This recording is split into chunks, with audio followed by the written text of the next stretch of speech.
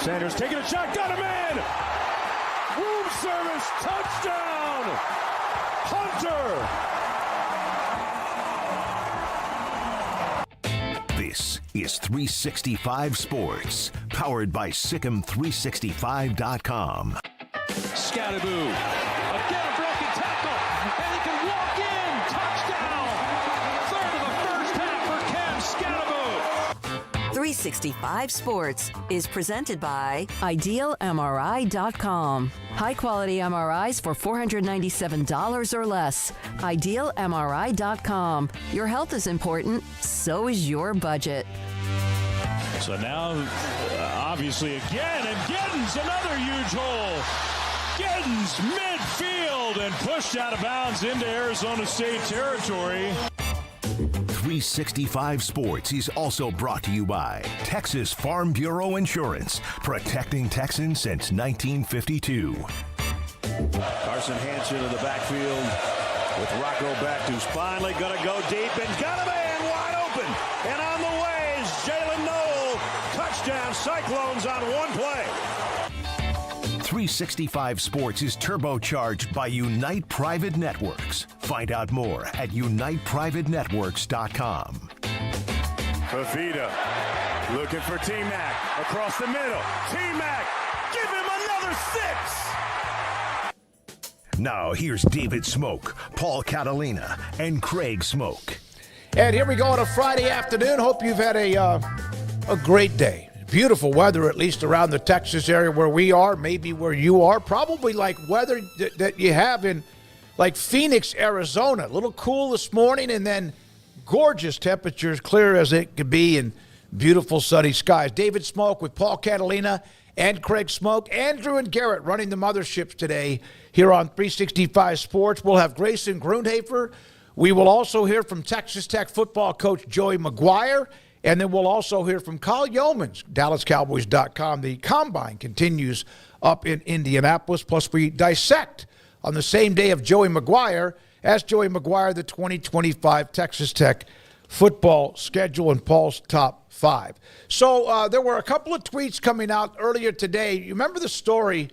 It's been in the last 12 months or so, in fact, where the Big 12 at least was looking at the possibility of private equity. So when this came out earlier today, Ross Dellinger, presidents and ADs today reviewing bids from 3 finalists in the league's pursuit of a capital partner. Sources telling Yahoo Sports, firms are proposing to infuse millions to schools. Redbird Capital has emerged as the leader, a decision expected in the coming weeks. And one of the things you thought about there was the fact that, was this private equity? Well, Ross then follows up with this. This is not a part of anything that was private equity. This is capital proposal. Last summer, of course, there was the private equity deal with CVC that was premature, never reached this stage because of hangups. CVC is not a part of the group of finalists trying to be a company, a firm investing money into the Big 12. Yeah, and so what the difference is that equity means that if I'm buying the Big 12, then I have equity in the Big 12. I'm part owner of it. Capital is an investment, which means that there will be interest.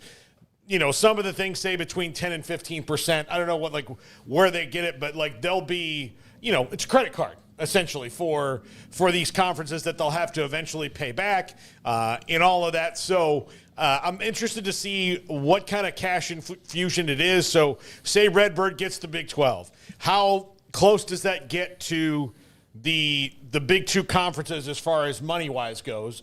And then how long before they decide, hey, we don't like the fact that this gap is closed. Let's go get somebody to infuse some capital into us, even though they don't really need it. But, don't tell that to any rich person, that you don't need any more money. That's just not how it works. So I'm interested to see, again, how much can they close the gap? How much does this help with everything that goes on with a House settlement? How does it get you to your financial goals? How does it keep you competing for national championships in football where, the gap is just going to widen with who can, opt into the full level of the House settlement, who can get the best NIL deals, who has the best TV deals? Where does that put you? Yeah, it was interesting to see this come out, I guess, after the show yesterday or towards the end of the show, and just kind of stir the waters back up in regards to this conversation. I don't know how much it's really, been a conversation outside of the couple times that we've mentioned it, but it is something that's been still hovering and never entirely gone away with Brett Yormark in charge, and I'm not an investment guy, so I will lean on others who are smarter about these types of things to help explain it for people like me who aren't in the field and don't quite understand all the financial aspects of this. But you do have to kind of sort through stuff, because I'll tell you, just in Ross's mentions alone, there are about as extreme polar reactions as you can get. On the one end, you've got they're going to use this money and they're going to go buy Clemson and Florida State and Louisville and, like 8 other teams out of the ACC. And then on the other end of the less optimistic, this is the death of the conference. Mm-hmm. That's literally the 2 polls that I saw in just the responses to Ross's story was, they're going to go grab more teams, they're going to die. Like that was the two polls. So I don't know. I know it's somewhere in between. I don't think this is necessarily a hugely negative thing. I also don't know if this isn't like a lot of other things that get touched by private money, that they expect results, and when you don't provide them fast enough or enough of them, then they start to tighten the screws on you. With him clarifying it's not private equity, then no decision-making responsibility really, right, would be the way that you would take that. So that would be somewhat reassuring. But then I also seen other people basically say, oh, well, that's still private equity. It's just called this differently. Mm-hmm. And so I don't know. Like, I don't know. They're obviously looking for an infusion of cash. I do think this game of we've got to always play catch up and always try to stay right behind the 2 moneymakers it's like a endless journey. I mean, I don't know, like the treadmill never stops in your pursuit of doing that, because what have we always said? If it works for you, it's going to work for them too. Yep. So I don't know how this is a move where it actually boosts you and then doesn't boost anybody else to where you are in a tighter playing field. Or if it's just going to be like suddenly follow the leader and you catch up for a little bit and then they go, well, we're going to do it too now. And then you're back behind again and now you got to come up with something else. I don't know, but I'm glad the Big 12 is at least kicking the tires and not staying pat. I think staying pat just in general and not doing anything of any sort to try and drum up, whether it's extra interest or extra money or matchups or whatever, that is going to be a slow death for you. So the fact they're being proactive, I think, is a good thing, but I do believe the devil is in the details. Like, this is a very vague report. It's about as vague as you can get outside of the clarification on, oh, this is not private equity. But other than that, there's no mention of actual money figures. There's no mention of how the money would work. There's no mention of where the money's going outside of it's just to the Big 12. So we have a lot of blanks that need to be filled in to try and make this make more sense. But again, I'm glad they're at least being active and pursuing options. Yeah, it never hurts to look at options. I mean, anything you do, whether you're at the top of the pile or not. One thing that I did find interesting, and I put this out there yesterday evening, I believe, is when the story came out that this was happening or at least being discussed, I said, what was interesting to me was when the Big 12 had this a year ago, whenever it was, back in the summer, there was this and of course, mostly from those who don't need anything or a jump. However, when Tony Petitti and the Big Ten also at least glanced at it, not that they may have been serious about it, but it wasn't as if they didn't look at it. You would be foolish not to, whether you need infusion or not. We don't know about the interest rate, the credit card, the debit card. There is no interest rate. You either have the money or you don't. But at least it's an opportunity. And you're right. As both of you have said, if it does work and it ends up being a pretty good deal, then everybody else will end up doing it too, whether they need the extra money or not. Yeah, I think that pretty soon we'll hear, like once the Big 12 announces the details of this, I would not be surprised to hear the ACC following close behind. And this maybe helps them settle their legal kerfuffles as well, because they can go to Florida State and Clemson in mediation and be like, okay, hey, all right, here's the deal, 2031, and look how much money we're going to have. So maybe that does it. And I think that's what I hope happens, because I don't think anybody's better off right now for the ACC getting weakened. No, and there's 3 finalists. Yep. That Ross mentioned. Redbird Capital is the leader. He said firms are proposing to infuse millions to schools. So, I guess you could look at it like it's a tech startup type of thing of like, hey, we believe in this Twitter thing. We're going to pour money into it and then hope it pays off at the end. But the thing is, you got to get paid eventually back, right? And so I don't know how all that works. That's more of the filling in of the blanks that we would need more details to fully understand the plan here. But it is a little bit of an unknown that can make it, I guess, sort of scary if you're one of those people that your immediate reaction was, oh, private equity kills everything, and, it's not private equity. Well, it is still private, like that whole thing. If you're more on the negative side of that, then, I guess maybe some details will help soothe your mind or maybe not. But this is definitely out of my league and of interest, so we'll see where it takes the Big 12 and where Brett Yormark aims to go with this whole pursuit of this cash infusion or money infusion. We will have something else in the Big 12 in a little bit. We'll also have some news and notes from various things at the NFL Combine. And but let's go to this. The college football rules proposals. Remember the AFCA, the American Football Coaches Association, also had what they thought would be the best way to quit or at least try to curtail, contain, or end the fake injuries. NCAA Rules Committee proposing modifications that today recommend that if a medical personnel enters the field to evaluate an injured player after the ball is spotted by the officiating crew for the next play, the player's team would be charged a timeout. If the team does not have any timeouts, it's a 5-yard delay of game penalty that would be assessed. Is this enough to curtail it, contain it, or maybe help calm it down? I think it's a pretty good idea. They mentioned that the other proposal that they had out there, they didn't want guys who are really injured, like staying in there when they didn't have to and trying to work their way around it. I think it's worth a look. It's a pretty simple way to try it out. And I mean, if this doesn't work, then tweak it and move on. But this is certainly something that has to get curtailed. I mean, so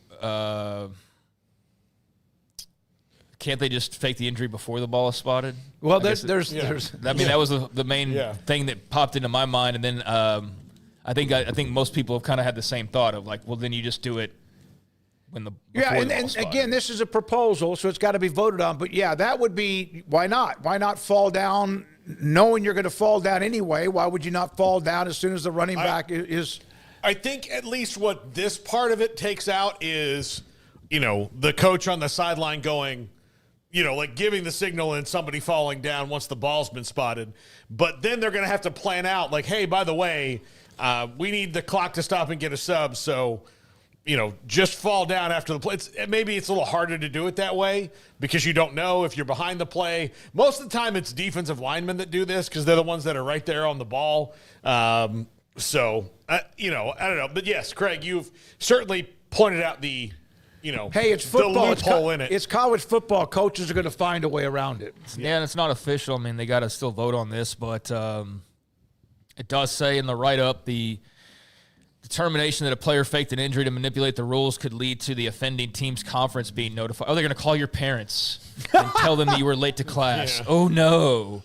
And it says, and any possible disciplinary action can be made by the conference office. So there's not even like in this hypothetical, they're going to tattle on you, and your conference, who is in full support of you, may or may not do anything about it. So I don't know that you're really stopping Lane Kiffin from doing what he's always done and being the one of the faces of this whole situation.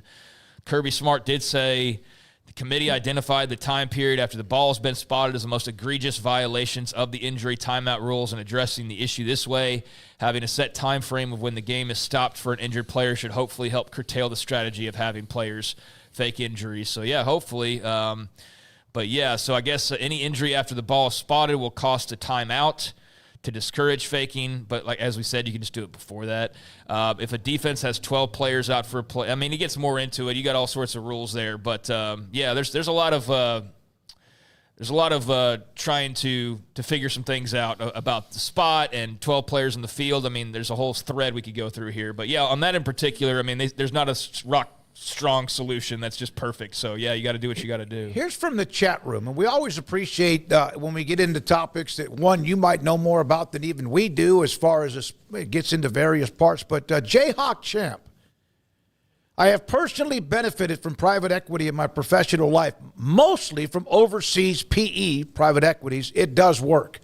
This is not private equity, but it is a capital, and so, but thanks for the feedback. I'm sure there's a reason why a lot of them have a lot of money. They don't do it because they're just throwing money away. This is not altruism. Yeah. No. Well, they're not meeting for over a year, meeting with different firms and, getting into talks if they're not also crossing their T's and dotting their – well, one would hope, right? Yeah. But there's a lot of smart people. So, yeah, I mean, I trust that they know what they're doing and exploring the alternatives. And I think certainly people are understanding that there are alternatives needed for the Big 12. If they truly want to be at like a different level, they're going to have to do things differently. So this is one of those ways of thinking outside the box or being on the forefront of trying to do things differently, and maybe others follow, maybe they don't. But, yeah, thanks for the feedback, and certainly it's not all bad, or I think this would not even be a conversation. So there's got to be some benefit to it for those involved. Well, we'll be, remember, up in Frisco at the Star for Big 12 Pro Day in maybe a couple of weeks or so. It'll be interesting because they'll have all the Big 12 administrators, et cetera, including the commissioner there. We'll be there for that for at least a day. We'll see what we do, the schedule, and our coverage from inside the Star. The Big 12 Conference men's and women's basketball tournament's just around the corner, and the Big 12 unveiled their court and what they'll have. There's the big, of course, scoreboard or whatever, and there's what they have on the court side and the logo. And so they unveiled that. Not really much of a difference if compared. I wouldn't have been able to tell you much of the difference at all. The big logo at court, center court. What's next? And, you see that decided now. And that's a hell of a tournament. I miss going to Kansas City for just the atmosphere. But they're, of course, both together at the same time now in Kansas City, too. 2026, let's make that happen. Okay. Here at 365 Sports. But this court gives me a bit of a headache with all the Roman numerals around it. And I don't know what 5 undefeated is. I'm a little confused on that, too. But it gives me a headache. I mean, it's cool that they're trying new things, but I've got a little bit I get cross-eyed looking at it. Yeah, they do such a great job in Kansas City of hosting that basketball tournament. I mean, it's interesting they're leaning so hard into the 12 Roman numerals. Like the whole court is 12 Roman numerals. Yep. I don't know, just the designer's choice on why that is, but that's very prominent and all over the place. And, I don't know what the 5 thing is. I don't know what that's supposed to mean either, so I'm sure there's an explanation maybe on the website. But they're going the NBA route of doing the court a little bit differently, like the black and white motif. Almost looks like you're watching a black and white basketball game, but it makes the colors pop on the court a lot more when you get the uniforms out there. So I think that'll be cool, unique look from just the typical kind of hardwood floor. And, that's dressing it up a little bit. I just need clarification on the 5 thing, but outside of that, it looks sharp. I'm not a fan of all of the different designer courts that we've seen in the NBA, but this one looks pretty cool. In the tweet that they put up, a couple of them, new look, same league, to claim a crown on this court, you have to be undefeated. Oh, 5 games. Yeah. That's what it is. That's what okay, it is. yeah, well, there you go. That makes sense. 5. You got to win 5 games and go undefeated to win the tournament. So, okay, that makes a lot of sense. All right, so there we are, the Big 12 court for the Phillips 66 Big 12 men's and women's tournament coming up. Not this weekend, but very much around the corner the following weekend. A couple of notes from the NFL Combine. Shedeur Sanders was on the podium. I really like him. I enjoy listening to Dion too in a lot of his press conferences, and he was asked about him and what he could do and who he is, and nothing phases me. These questions, these cameras, nothing phases me. I grew up with this. If you're not trying to change the franchise or change the culture, don't pick me. I'm hyper aware of everything I need to do. I'm ready to get to it. And what he was talking about is he's been around this forever. Obviously, his father was very much a high-profile media personality, too. And Shedeur, that for anyone trying to act like they pepper him with questions or anything, this guy seems to not blink. Now, he did in a couple of games, but I enjoy listening to him and his confidence. Why would he not be that way? I think he had some growing up to do as a leader over the last couple of years. I think it was very public to see the lows of him, maybe more so than other quarterbacks who've gone through similar things. And I was impressed, especially this year, where it looked like he gave up in the Nebraska game. I mean, it really did. It looked like he just didn't have any more left, and it was very evident that he was frustrated. He was getting battered. I know, he was getting absolutely battered.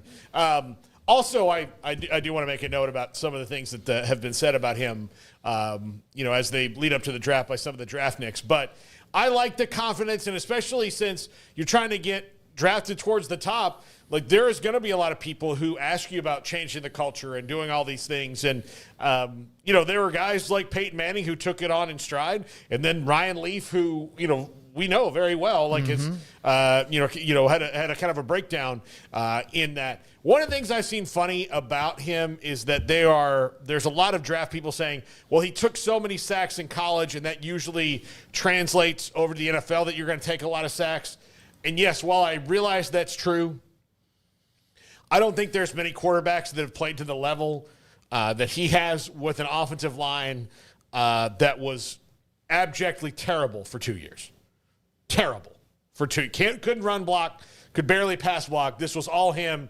If you put guys in front of him that can block, I think you'll see a completely, not a completely different quarterback, but the absolute best version of what he can do. All right, I'm completely wrong on the 5 undefeated thing. Let's roll back to that in a second. Yeah, you could only win 2 or 3 games to win the tournament. No, I know, and I knew that didn't sound right, but now I understand what it actually is. But on Shedeur, he's a super confident guy. He played with a terrible offensive line, particularly 2 years ago. I think he's a guy who's got excellent accuracy. He's not afraid of the moment. You can argue how good he is in said moment, but I think he had a lot of big throws made in some pretty important games. Had some other games that didn't look so hot. I think Shedeur's just a polarizing guy because of his last name and kind of the attitude that he carries, and that's going to remain the case in the NFL. That's just what's going to be the conversation around him is there's those that believe in his talents and those that don't believe so much maybe in his attitude as they perceive it or in his confidence. But I think he's a good player. I'm super excited to see his draft journey and where he ends up going. I mean, there's only so many options there towards the top of the draft, but I think his accuracy definitely gives him a spot in the NFL where he could be successful depending on what's around him.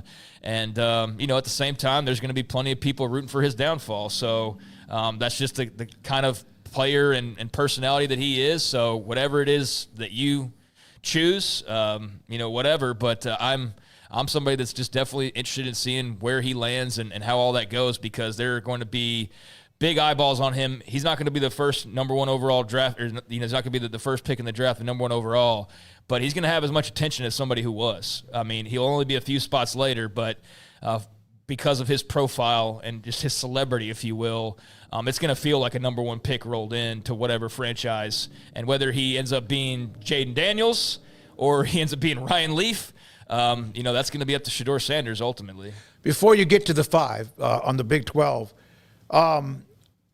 one of the things about him that is interesting is he's pretty good about escaping, even though he was sacked a lot. A lot of times he had no chance and he got sacked. There were a lot of times, though, he bought extra time. Now, he's not Lamar Jackson.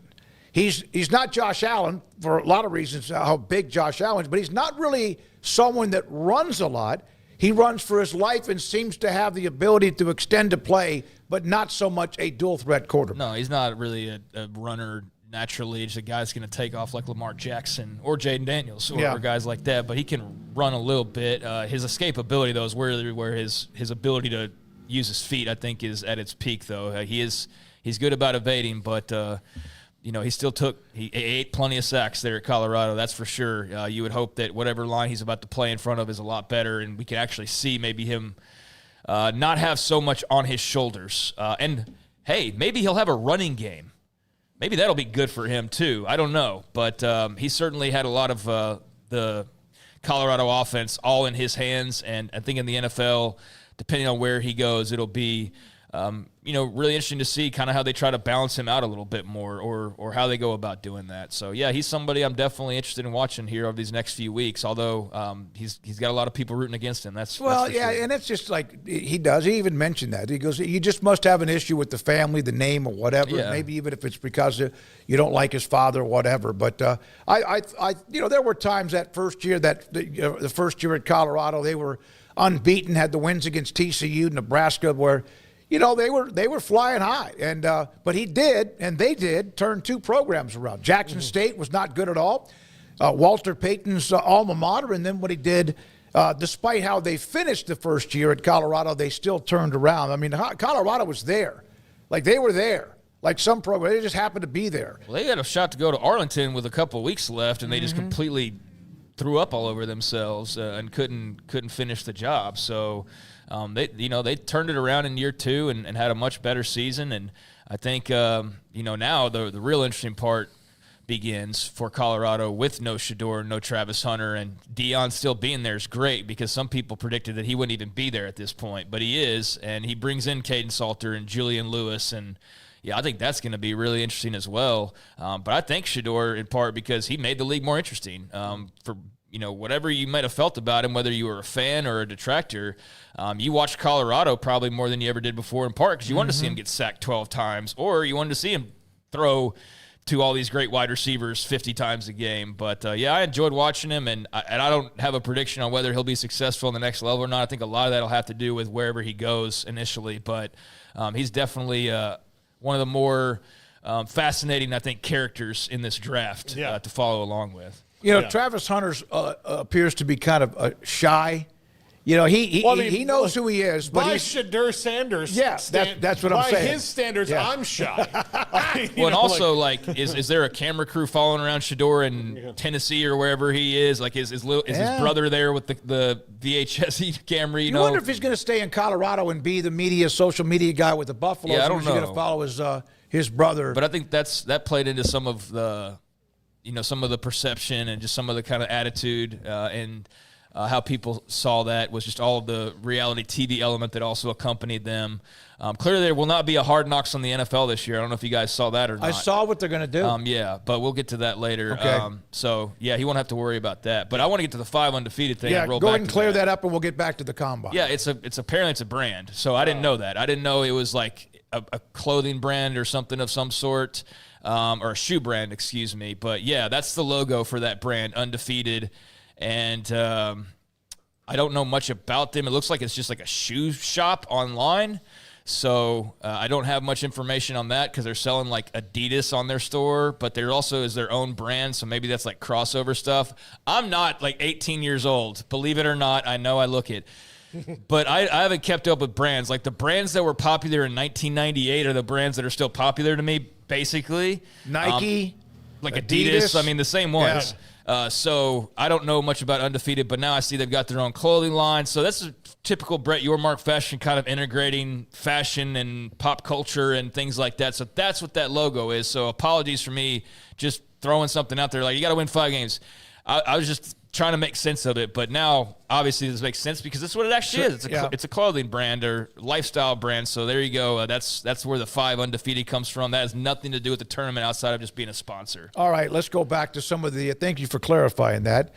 Cam Ward, Laura Rutledge, who just got a big new contract with ESPN, saying that she spoke with Cam Ward, Miami quarterback. And he will not throw at the combine. There's only a couple of quarterbacks that probably will. This is not but it's Cam Ward, and he's rated as 1A or 1B, whatever you want to think when it comes to the quarterback position. Says his tape speaks for itself. He'll throw at his pro day, and Laura Rutledge with that report. And then there's Quinn Ewers. This was interesting. I knew we kind of had an idea he was kind of banged up. But he apparently only had a couple of 2 or 3 games in which he really was healthy last year. Gutted through it, of course, took a lot of heat because sometimes they weren't as good, yet they lost, 2 games? 3 games. 3 games. Georgia, and then Ohio State. Said it popped after the Michigan game. The oblique occurred, the injury, and then popped against UTSA. That from C.J. Vogel, that Quinn Ewers pretty much all year long was constantly battling that injury. So here's the double-edged sword of this. I appreciate his honesty, but this is why he's not a first-round pick. This is precisely why we're not talking about Quinn Ewers, because Quinn Ewers is going to go out of the combine and somebody's going to get rock hard watching him throw the ball. I mean, that just are. I mean, they're going to get so, oh my God, look at this. This guy can do that. Like, look at this exit velocity and look at all this. Well, the reason that he's not in the first round, and we're talking about him as a late second or early third round pick, is because he's never been through a season without nagging injuries. Now, yeah, does that mean he's tough and he can make it through it? Yes, but also, are you ever going to get this guy at 100%? Are you ever going to get this guy at T-shirts and shorts health that he's going to be at I'm going to this give weekend? you, you're right, 100% correct. I'm going to go the opposite with this. I've kind of always liked this kid. I really have. Again, the South Lake Carolina House. I've always he must be tough as hell. Oh, yeah. I mean, that's not, I don't care. Yes, you're right. Can he ever stay healthy? You're exactly right. Because quarterbacks, what is it? The best availability is availability. But he must also be tough as hell. And yes, when you have what everyone thinks is a rock star behind you in Arch Manning, you probably don't want to miss too many games. I like the fact he played through it, although it might have hurt his draft stock. It's the best ability is availability. Yeah, that Not too. the best availability is availability. Well, I mean, it all just depends. But, Yeah. just clarifying there. I mean, yeah, I admire his toughness. I mean, he's clearly a tough hombre. I mean, there's no doubt about that. We've seen him clearly in some pain, just fighting through it. And yeah, I think part of it was you couldn't lose your spot. If you were hurt, then see ya, pal.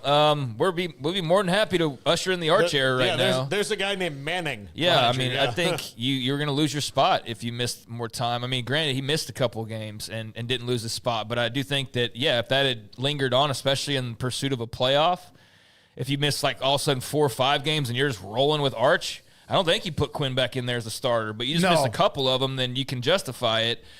So I think, yeah, he had to tough it out for that reason. I think he's also just tough in general, which that is what you sell in the NFL scouts is, yeah, I might have been banged up, but I played through it. So if I get hurt playing for the Jets, which God forbid that would end his career, but he can fight through those types of injuries. But yeah, it did probably cost him some of his draft stock. The good news is he's already a millionaire.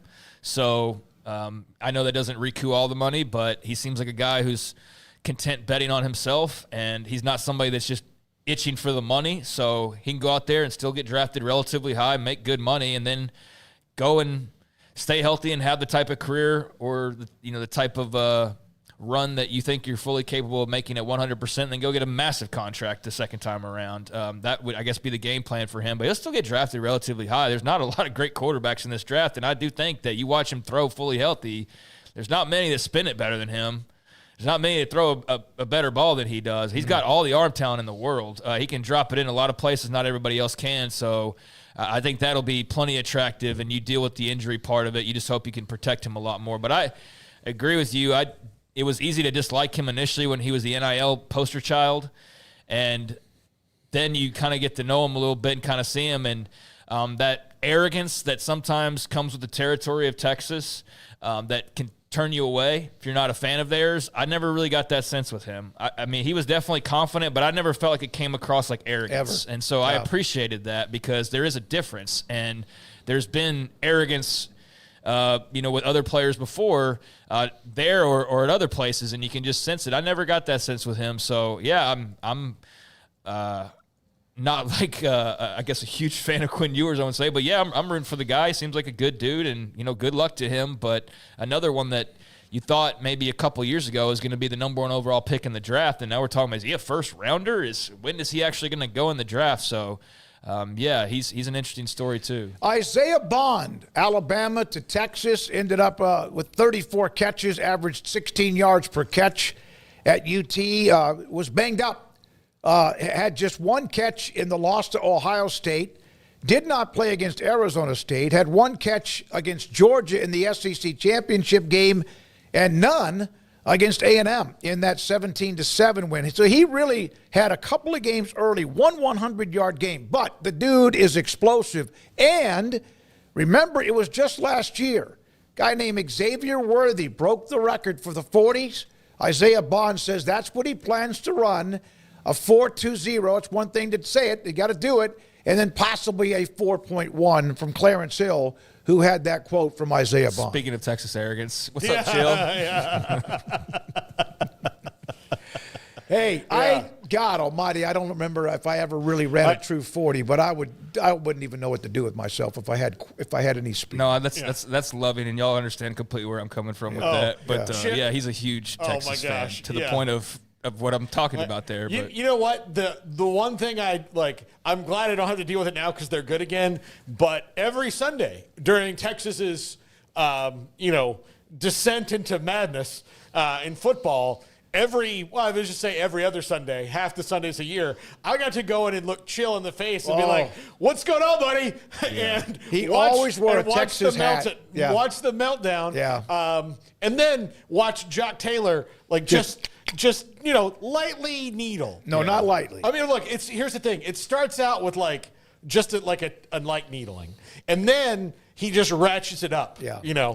An Ohio State fan, and an alum is Jock Taylor. Yeah, me and Clarence had some back and forth in Oxnard, California. All friendly, but as an Oklahoma fan, especially in that time period, he didn't have a lot to say for a while. And then they had 05 happen, and that kind of flipped the script. So, but before that, it was more fun. But yeah, he's a massive Texas fan, and I mean, hey, that's cool. Isaiah Bond wants to break it. I don't know how realistic that is or not because, I mean, how much faster can people get than Xavier Worthy last year? I mean, truly, I feel like we're kind of at the point of can this be broken any further down than it already is? But, hey, they've got a lot of speed and guys like that that are confident they can do it. I'll check it out and see if he's right or not this weekend. But the 40 is definitely one of the more appealing aspects of this still, and having guys openly proclaiming they want to try to break the record, that is something that will actually maybe get people to tune in a little bit to it that might otherwise not. I know it definitely got a buzz for Worthy last year. Him doing that was one of the highlights, if not the highlight of that combine. So if Bond were to break that, then my gosh, I mean, what are we talking about in terms of speed nowadays? But, I don't know if that's possible to get much further than they already have gotten. Yeah, you just wonder eventually. I mean, Usain Bolt broke records, Michael Johnson broke records, and Carl Lewis and all that. But you wonder, I guess, just because of technology, because of the shoes they wear or whatever else, that it can. It's swimming. The swim records are shattered almost every Olympics. Well, the shoes are definitely creating some new PRs for certain sports. That's definitely come into play a little bit. I don't know how much in the NFL Combine when you're wearing whatever cleats you're wearing, but I know in track and stuff, that's definitely been beneficial. So yeah, that's the way you keep shaving. But at some point, how much lighter can the shoe get to get you that much faster? But hey. We'll see if he's able to pull it off or not, and if he does, and we'll definitely be talking about it on Monday, and there will be plenty of people talking about it this weekend. I just wish that we could see prime Bo Jackson and prime Dion on these the timers they have now. And Darryl Green. Yeah, those three. Yeah. Because especially Bo, because Bo was doing it at 230 pounds. Yeah. Where he might have had it the rumors about him is that he had a 4.2 in the 4.2s at 230 pounds. I just never saw anybody catch him. Let's put it that way. Yeah. And I did see Darryl Green catch Tony Dorsett one time. When we come back, there's a coach, a college football coach headed to the NFL. The Big East and Commissioner Val Ackerman with an interesting little nugget from last night at a little symposium.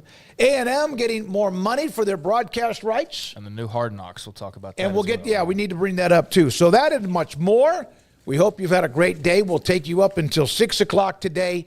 Joey Maguire joins us a little bit after 4. The Texas Tech schedule, I think we'll have that about 5.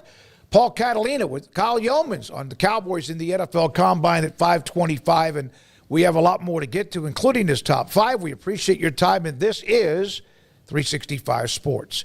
PettyClinicLowT.com. 1 out of every 3 to 4 men have symptomatic issues of low testosterone. Happens. It's like the lottery. Sometimes you win, and sometimes, most of the time, you don't. That's why they have all the money available. But it's like I asked Dr. Petty this one time, why low testosterone? And it just might be you have it, like high blood pressure, cholesterol. Even though you might be fit and you are just have a great diet, it happens. So if, in fact, you have any of these symptomatic issues, you're not sleeping quite the same. Your energy has dropped. Your sex drive is not the same. You have maybe a battle with ED.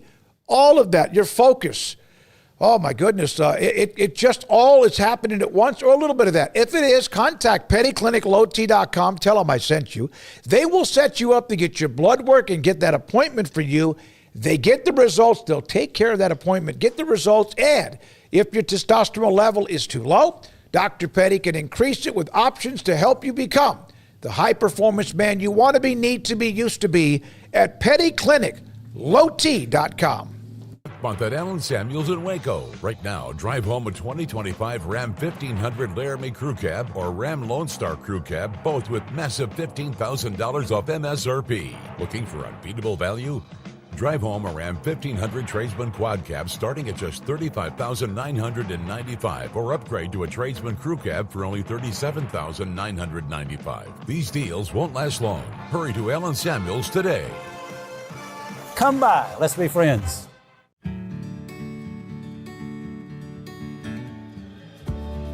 Whatever it is you wrangle, whatever seeds you sow, no matter what you nurture or what you choose to grow, at Texas Farm Bureau Insurance, we're proud to protect all Texans.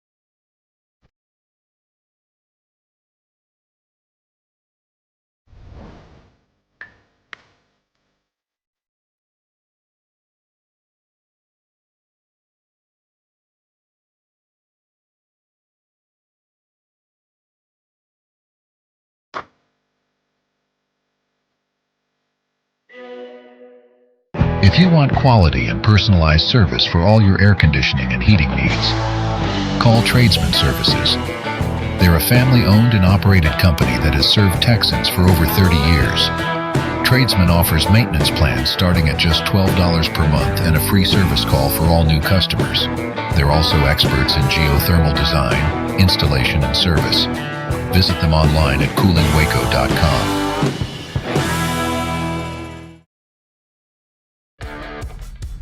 This is 365 Sports. The 3 o'clock hour is sponsored by Waco Custom Marketplace. Meats, sweets, Texas treats, and a cut above the rest. 425 Lake Air Drive, Waco. We have brought Bowling Green football up a few times. You know, they can be a tough out, especially if you get them in one of those early non-conference games. They can be a problem.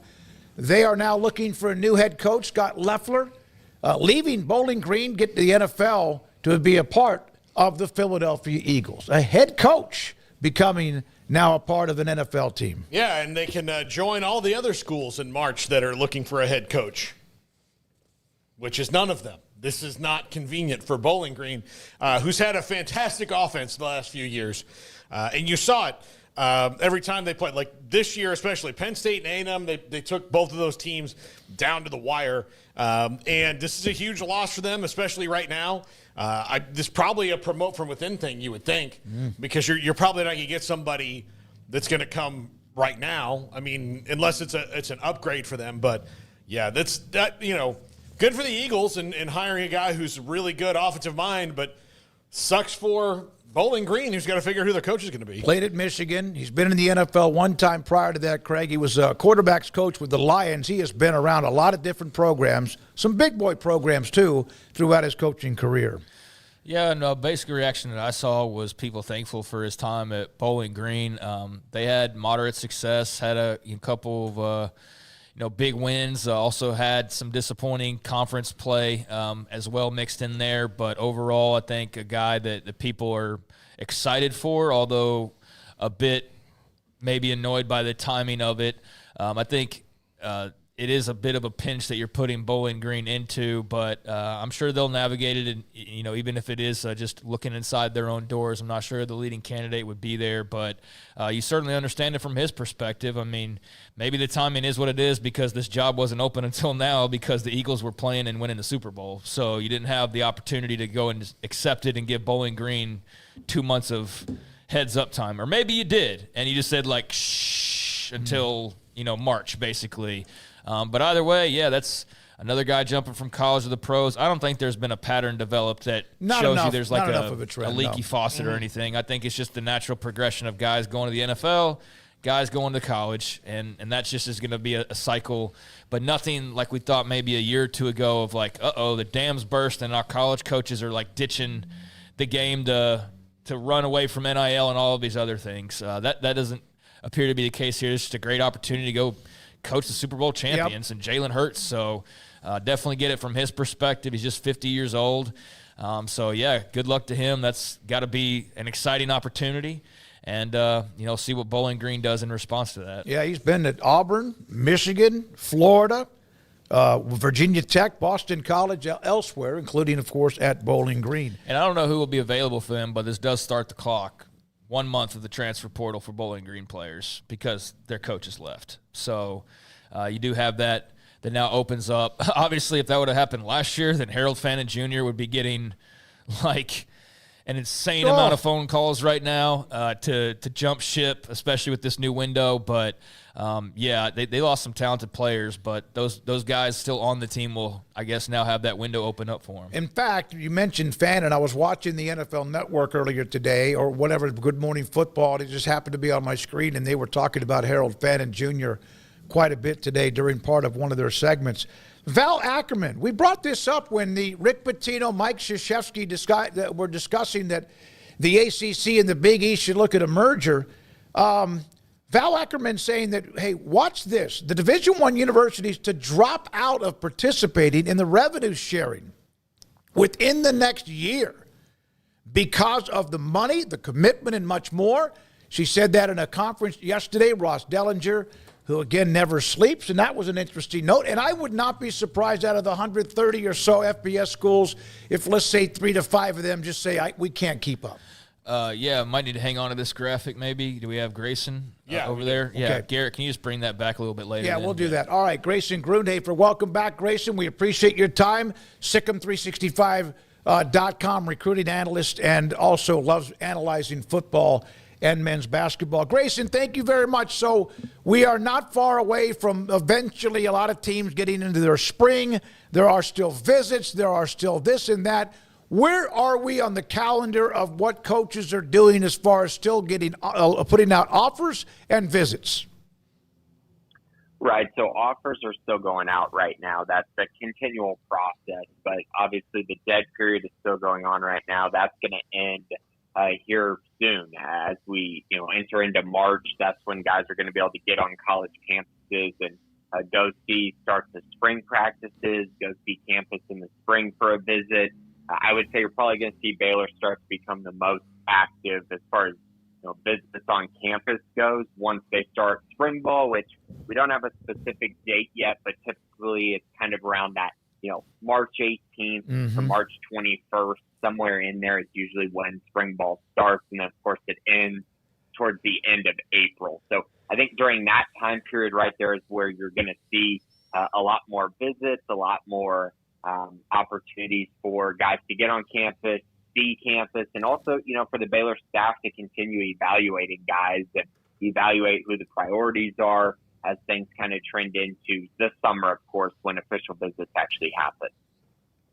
Grayson, the way that the roster is constructed now with portal and all that, is it harder to project year to year what their focus in a class needs to be? Do you almost have to look at it as I'm just going to assume they need one of everything first and then build after that?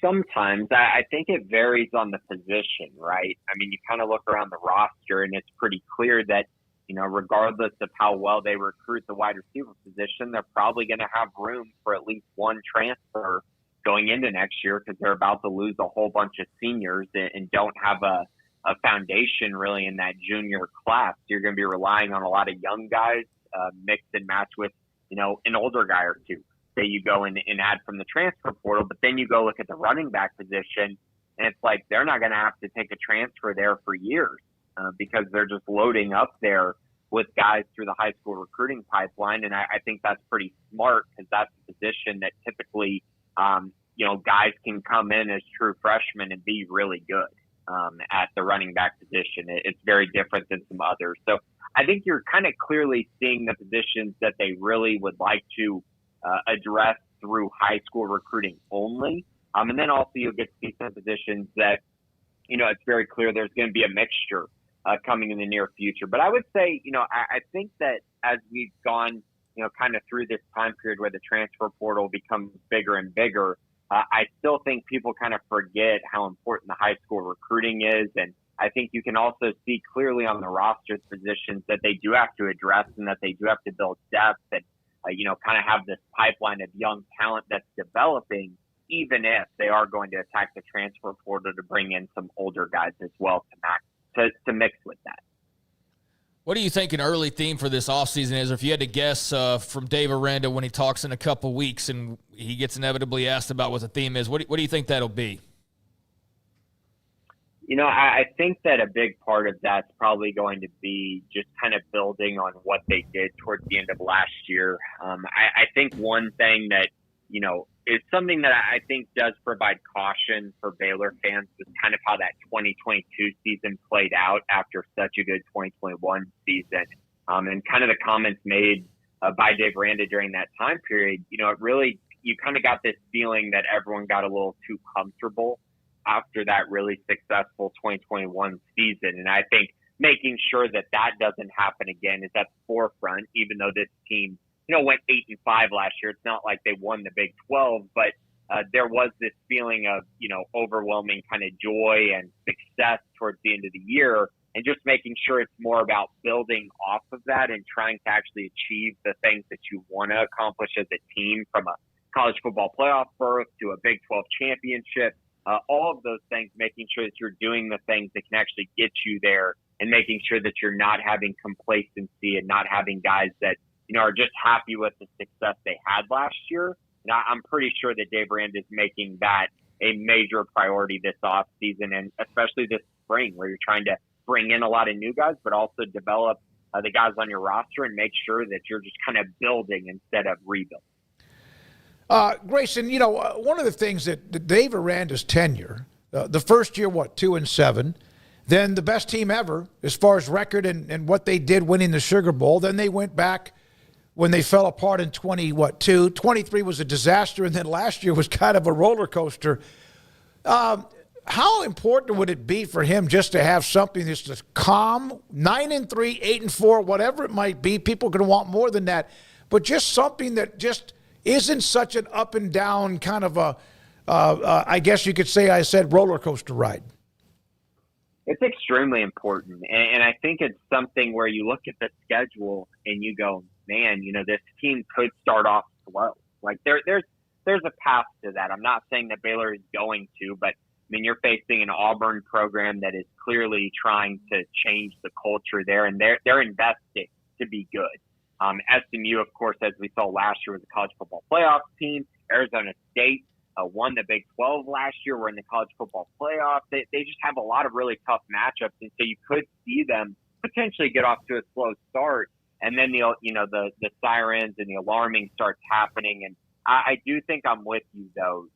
This program definitely needs to get to a point where the floor becomes a 7-5 or an 8-4 year instead of just these disaster years that they have had in the past. And really, it's gone back even further than Aranda. It's just been a lot of ups and downs throughout the really better part of a decade, really. And so I think that looking at it from that point of view, it's like, all right, how do you get to a point where your floor is this, but then you still also have those high highs? And I do think, the expectation for this year, I think, among the Baylor staff, among Baylor players, among Baylor fans, the Baylor community, I think the expectation is for this to be a really, really good team and for this to potentially be a very special season. And so if you fall short of that, it's troubling. If you fall short of those expectations and you end up with a 8-4 type record, it's troubling, but it's not the end of the world. Now, if you fall off a cliff and somehow only win,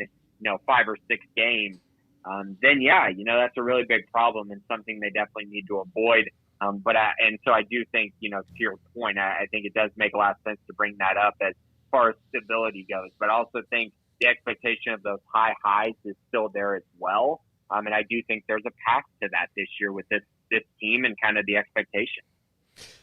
Grayson, what do you expect to see from Walker White this spring? What kind of quarterback can Baylor fans expect there? Backing up Sawyer Robertson, and what does it feel like to be going into the year knowing for sure what the quarterback is going to be succession-wise? This is a really, really talented kid in Walker White. You look at the arm strength, the speed, the physicality that he plays with. He truly is a really, really good athlete. And I know coming out of high school, he made the annual 247 Freaks list because he's special in that regard. From a lifting standpoint to speed to jumping, the athleticism really pops off the screen, but then also the arm talent. Really, really big arm, has a cannon. His biggest the thing that everyone kind of looked at, as far as a knock on him was his accuracy coming out of high school. And I think that's the area that he's going to have to continue to improve upon going into the spring. But I think when people see him throw a football or see him actually go through some live drills, you're going to see a guy that is really, really special at a lot of things.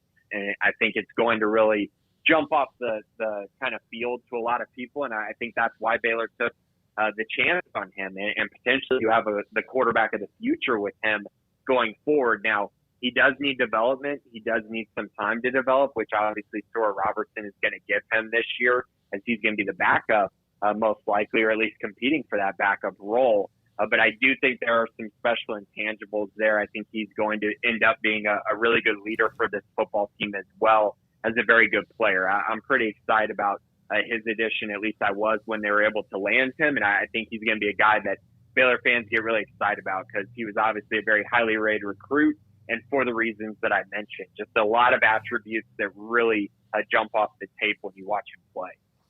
So tomorrow's March Madness is right around the corner. Baylor men's basketball has lost 3 straight games, including 2 awful losses back-to-back to Colorado and Cincinnati. I mean, 2 teams you did not anticipate losing to in this stretch, but that's also 4 out of the last 5 they've dropped now at this point, Grayson. I mean, they're hovering right there in the middle of the Big 12.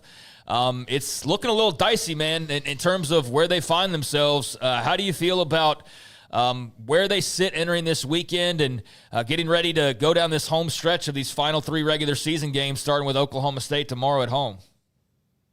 Well, right now they're at a point where, you're kind of in trouble. And it's not so much you're in trouble from I guess you are in trouble from a tournament perspective. If they were to somehow lose their last 3 games here, which, I mean, the way they've been playing, it certainly is possible.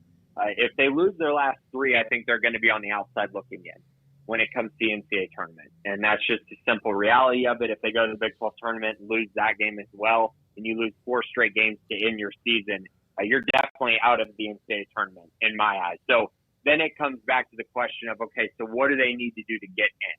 I think personally the magic number is they probably need to win at least 2 more games. So if they're able to beat Oklahoma State and TCU, then they lose to Houston, lose in the Big 12 tournament. I still think they're in, but it's probably going to be a 10 seed or a play-in game type team. And the only reason that would happen is because their strength of schedule is still really, really good. And obviously they have the big win over St. John's and a win over Kansas, which unfortunately is not looking as good now as when it actually happened. But I think in general, this is just a Baylor team that's sitting in a really tough place right now. And even if they do make the NCAA tournament, they haven't really shown anything that makes you think they're going to make a deep run. And that's just kind of the reality of it. This team wasn't constructed very well. They've had some injury problems too, which is just kind of compounded on the mistakes that were made this offseason. And so now you're seeing here with a team that has a bunch of guards, doesn't have a lot of guys that can rebound, doesn't have a lot of guys that are really good defenders. And then it just comes down to they're trying to outscore people. And that's really tough to ask when this team still has, the inability to rebound that we've seen from past Baylor teams. There's just a lot of things that this team does not have. And so trying to overcome those on every single night is clearly not working for them. Now, the good news is they still have a very workable schedule. Oklahoma State comes to Baylor tomorrow.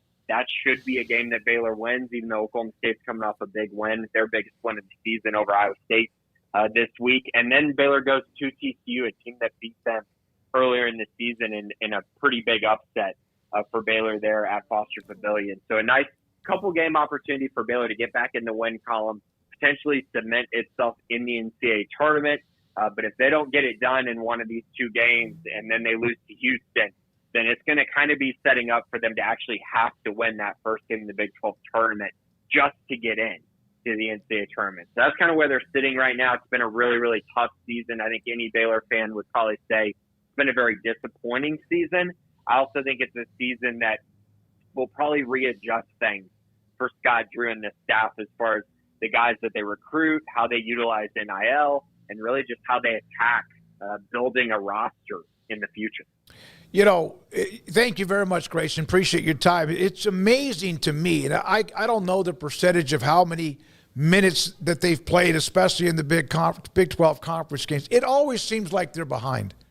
Like they're 8-9, so they've won 8 of 17. But it just seems like in the last 4 to 6 games, it's like they're always behind. Even in a couple of games that I watched them win, they were always behind. And of course, we know the miracle rally against Kansas. But man, they dig a hole, and it seems like it's so hard for them to come back. They do, and then by that time they run out of gas. Other than again, the game against Kansas, and I think there was a game against West Virginia when they finished it out too. Grayson, thank you very much for your time. You feeling good? Everything good with you? Yeah, everything's going well, guys. Just trying to enjoy this transition into spring. Yep. And, hopefully with football coming right around the corner, things will get even more entertaining for us on the website and just in general. Yeah, I hope so too. Thank you, Grayson Grunhay, for recruiting analyst, football, basketball analyst too, for SicEm365.com. We will have the Texas Tech football schedule later in the show. However, we have a conversation from earlier in the day, which I had with Texas Tech head coach Joey Maguire. That is around the corner. Craig Smoak and Paul Catalina. I'm David Smoak. We appreciate your time. If you don't mind, hit the like and subscribe button if you haven't already. Joey Maguire is next, and this is 365 Sports. The Baylor Club inside McLean Stadium in Alphi 35 in Waco, and a place that you can get great food. Friday nights, what is it normally? Steak and shrimp, prime rib on Saturday with lobster. Their menu, which at times gets tweaked by the executive chefs, but their menu is absolutely spectacular. And tell them that you are a viewer of what we do every day, 365 Sports, and there's always a little something extra that they can help you with when it comes to you if you want to be a member, or something when it comes to your monthly dues as well. It's been 10 years since the Baylor Club opened back in the season of 2014. If you have an anniversary, whether it's a birthday, wedding anniversary, a banquet, or more, they have space for you to host that particular event. It could be a business meeting or maybe a guest speaker about whatever business or profession that he is an expert or he or she is an expert in. So the Baylor Club, general manager is Mike Mosel. Tell them Smokey and 365 Sports sent you. It's the Baylor Club inside McLean Stadium off I-35 and the Brazos River in Waco.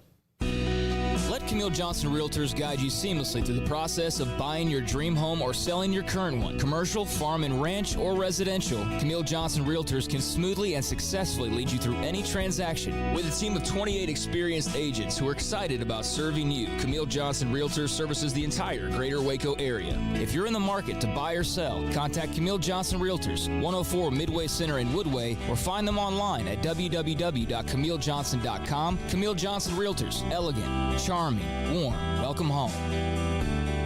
Pizza, burgers, and Bears football. There's no place around Waco that serves them all other than Bubba's 33. Come show your green and gold and enjoy some of Waco's best food and beverages while watching your favorite team, the Bears. When real Bears fans get hungry, Bubba's 33 is the #1 spot for ice-cold drinks, hand-stretched, stone-baked pizzas, and bacon-infused burgers. Join us for indoor or patio dining. Bubba's 33, Waco's restaurant and proud supporter of Baylor Bears football. Sick 'em, Bears. Don's Humidor, your home with a 48-foot walk-in humidor with the elite cigar brands from around the world, including the #1 cigar of the year, Aging Room Cuatro Nicaragua. Plus, they have the great brands like Macanudo and Artur Fuente, Rocky Patel, Aston, and so much more. CBD, great for sore muscles, aches and pains, sleep, Vita Dreams, and anxiety, mild depression, general health and wellness. Their staff very knowledgeable on the subject. Don's Humidor in the Townwest Shopping Center off Valley Mills in Waco. Ready to take your business to the next level? Carrion Solutions has got you covered. We deliver world-class IT consulting, including Quest On Demand and Migration Manager, M365 and Exchange migrations, Active Directory assessments, security hardening, and Windows Server upgrades. Our experts specialize in consulting, monitoring, support, and managed IT services. We promise vision, professionalism, and unbeatable value. Satisfaction guaranteed. If you're not happy, we make it right. Remember the name Carrion Solutions. For more info, email sales@carrionsolutions.com or visit carrionsolutions.com. That's CARRION solutions.com. Carrion Solutions IT success guaranteed. At Ideal MRI, we feel blessed to be part of the Waco community. We're a small family business here in Central Texas. At times like this, the cost of healthcare has never been more important. And unfortunately, significant illnesses and injuries still occur. And that's why Ideal MRI is open and here to serve you through this difficult time. So if you need an MRI, ask your doctor about Ideal MRI. You can schedule online in minutes at idealmri.com or call 833-IDEAL-MRI.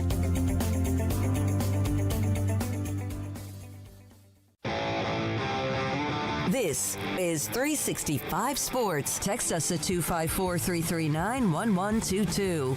The text line is sponsored by Riverbend Liquor and Wine, with the most extensive variety of craft beer in Waco. A hidden gem on Lakeshore Drive and 19th Street. Morning. Good, man. Doing great. Okay. That's what we really attacked in the portal, just from the standpoint we lost some vets in the O-line, and then, we have some really good young offensive linemen that will be in the 2 deep, but we knew we had to get older there. And then on defense, that was I feel like that's the reason we weren't in the Big 12 championship. We just didn't play good enough defense, and we didn't get to the quarterback enough, and then we were one of the worst teams in the country whenever it came to pass defense. So, have a new coordinator and then have some really good players on that side of the ball to get ready for spring ball. Is it almost like you've renovated the house in a way, like one of those fix me up like Chip and Joanna do here in Waco or on their national show? Well, I would definitely think, or say that it was a fixer upper whenever you're talking about the roster, but whenever you're talking about what's going on facility-wise, you just moved into the best facility in the country, and so it's a mixture of both. Where these guys are doing all the work is a brand new facility, but it definitely was an upgrade in the roster. How long has it taken for you to get to know whether you turn left or right or where everything? We saw the video. We've had national columnists come on yesterday, Sam Kahn, Max Olson. We discussed it. But literally everyone had an arms race when it came to like locker rooms and some of the amenities. And now you see what you have and others have and what you started. And you're ahead of the curve because a lot of people are trying to do that now. What's it like to look around and see now all the toys you have? It's incredible. And, the place I was at before, Baylor and Texas Tech, I think we did it and we got it in at the right time because there's about to be a major shift to where you're going to see less and less new facilities, even upgrades, because everything is going to be driven to your revenue share. So getting this building open and getting this building built and open before that took place was huge. On the south end zone, we played the full season in the south end zone, so everybody got to see how that. I think that affected the stadium, and it was a huge upgrade. But we have 166,000 square foot football facility, and what is great about this facility, every inch of it is dedicated to the player. I mean, it's from their nutrition to the weight room to the players' lounge to all of the recovery and the training room. Every single thing is dedicated to the player. And so the guys really love it. They've been blown away by the Womble football facility. And it's funny you say that, man. Before my first couple of times walking through it, I did get lost, until they put everything up. I knew where I was going. There was a couple of times I had to ask a couple of the workers, now, where was that stairway again? And and they directed me the right way. So let's get to roster management, the general manager part of. We saw what Matt Rule just hired, a 13-year NFL veteran. We've seen others who are hiring that. And James Blanchard was a guy that you brought with you when you moved to Tech, who also was at Baylor, and he was with Carolina Panthers. And then all of a sudden, Notre Dame is interested. And everyone knows their history. How critical and how was that process of making sure you kept him inside Lubbock, Texas? Yeah, it was huge. I feel like we've been ahead of the curve whenever it comes to we saw kind of where football was going. I think James, and I'll get Matt Dowdy to fact check this, but I think James was the first general manager. And we were already kind of doing a lot of stuff that way, but it was huge, especially if you think about it.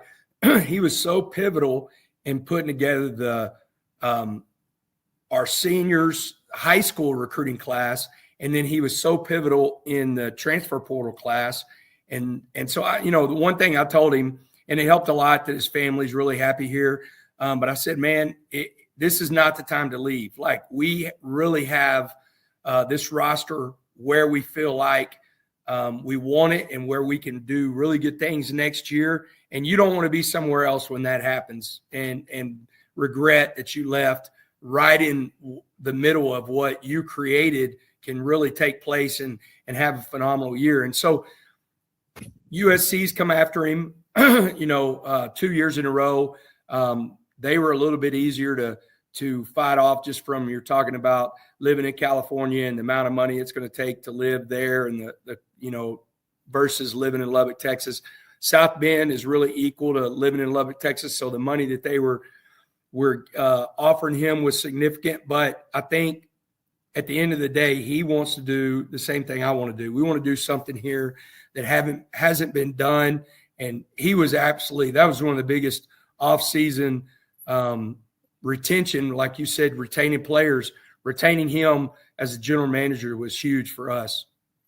So this is what, year 4 for you. You got there in the middle of 21 and kind of had to do some reconnaissance, but year 4, and there have been kind of levels of your confidence because that's in your personality. That's in the Joey Maguire DNA. You think positive. Right. Sometimes that's worked out. Sometimes it's been a kick. What's the difference in your confidence, Joey, now with all the experience in Lubbock and at Tech as you enter 2025?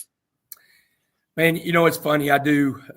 You said it perfect, Smoke, man. Like I do get whenever it doesn't go the way that I think it should or what I believe, I get the kick. I get a lot of pushback, and whenever it comes to nationally and our fan base, but I'm never going to not believe. I think that's one of the biggest deals. Whenever you come into a building, you got to breathe life and belief into these players. If I don't believe, they're definitely not going to believe. Year 4 has been good as a head coach at Cedar Hill. It was good for me. I feel like we've got our culture established. I feel like the new guys have really bought in. We're still building it like crazy, but we have a lot of experience back with guys that have played in this uniform. And then the guys that we brought in, have played a lot of games. Howard Sampson's played a lot of games. Skylar has played a lot of games. Lee Hunter, Will Jadis. We've got a lot of vets on this team that are really good. And so, shoot, I look at it like this, and I give Baylor all the credit and tip a hat to Dave Aranda. Besides that game, we either won or we're in every single game that we played. We're a fumble away from beating TCU that would have put us in the Big 12 championship. We beat both teams that were in the Big 12 championship.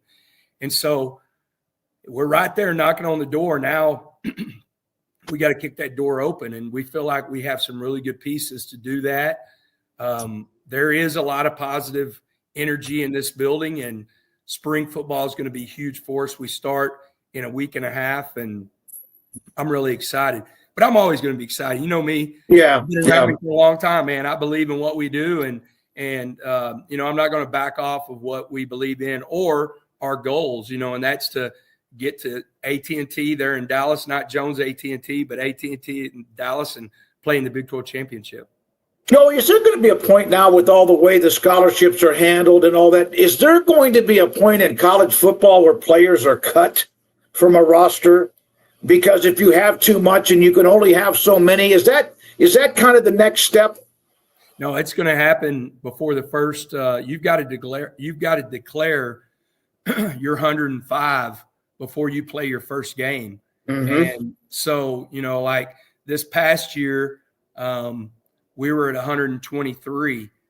So there's going to be guys, and we've been very transparent, very open with our players. You know, some guys were like, well, coach, should I get into the portal now? And I said, well, you're in great shape. You're competing for a spot. So that's up to you.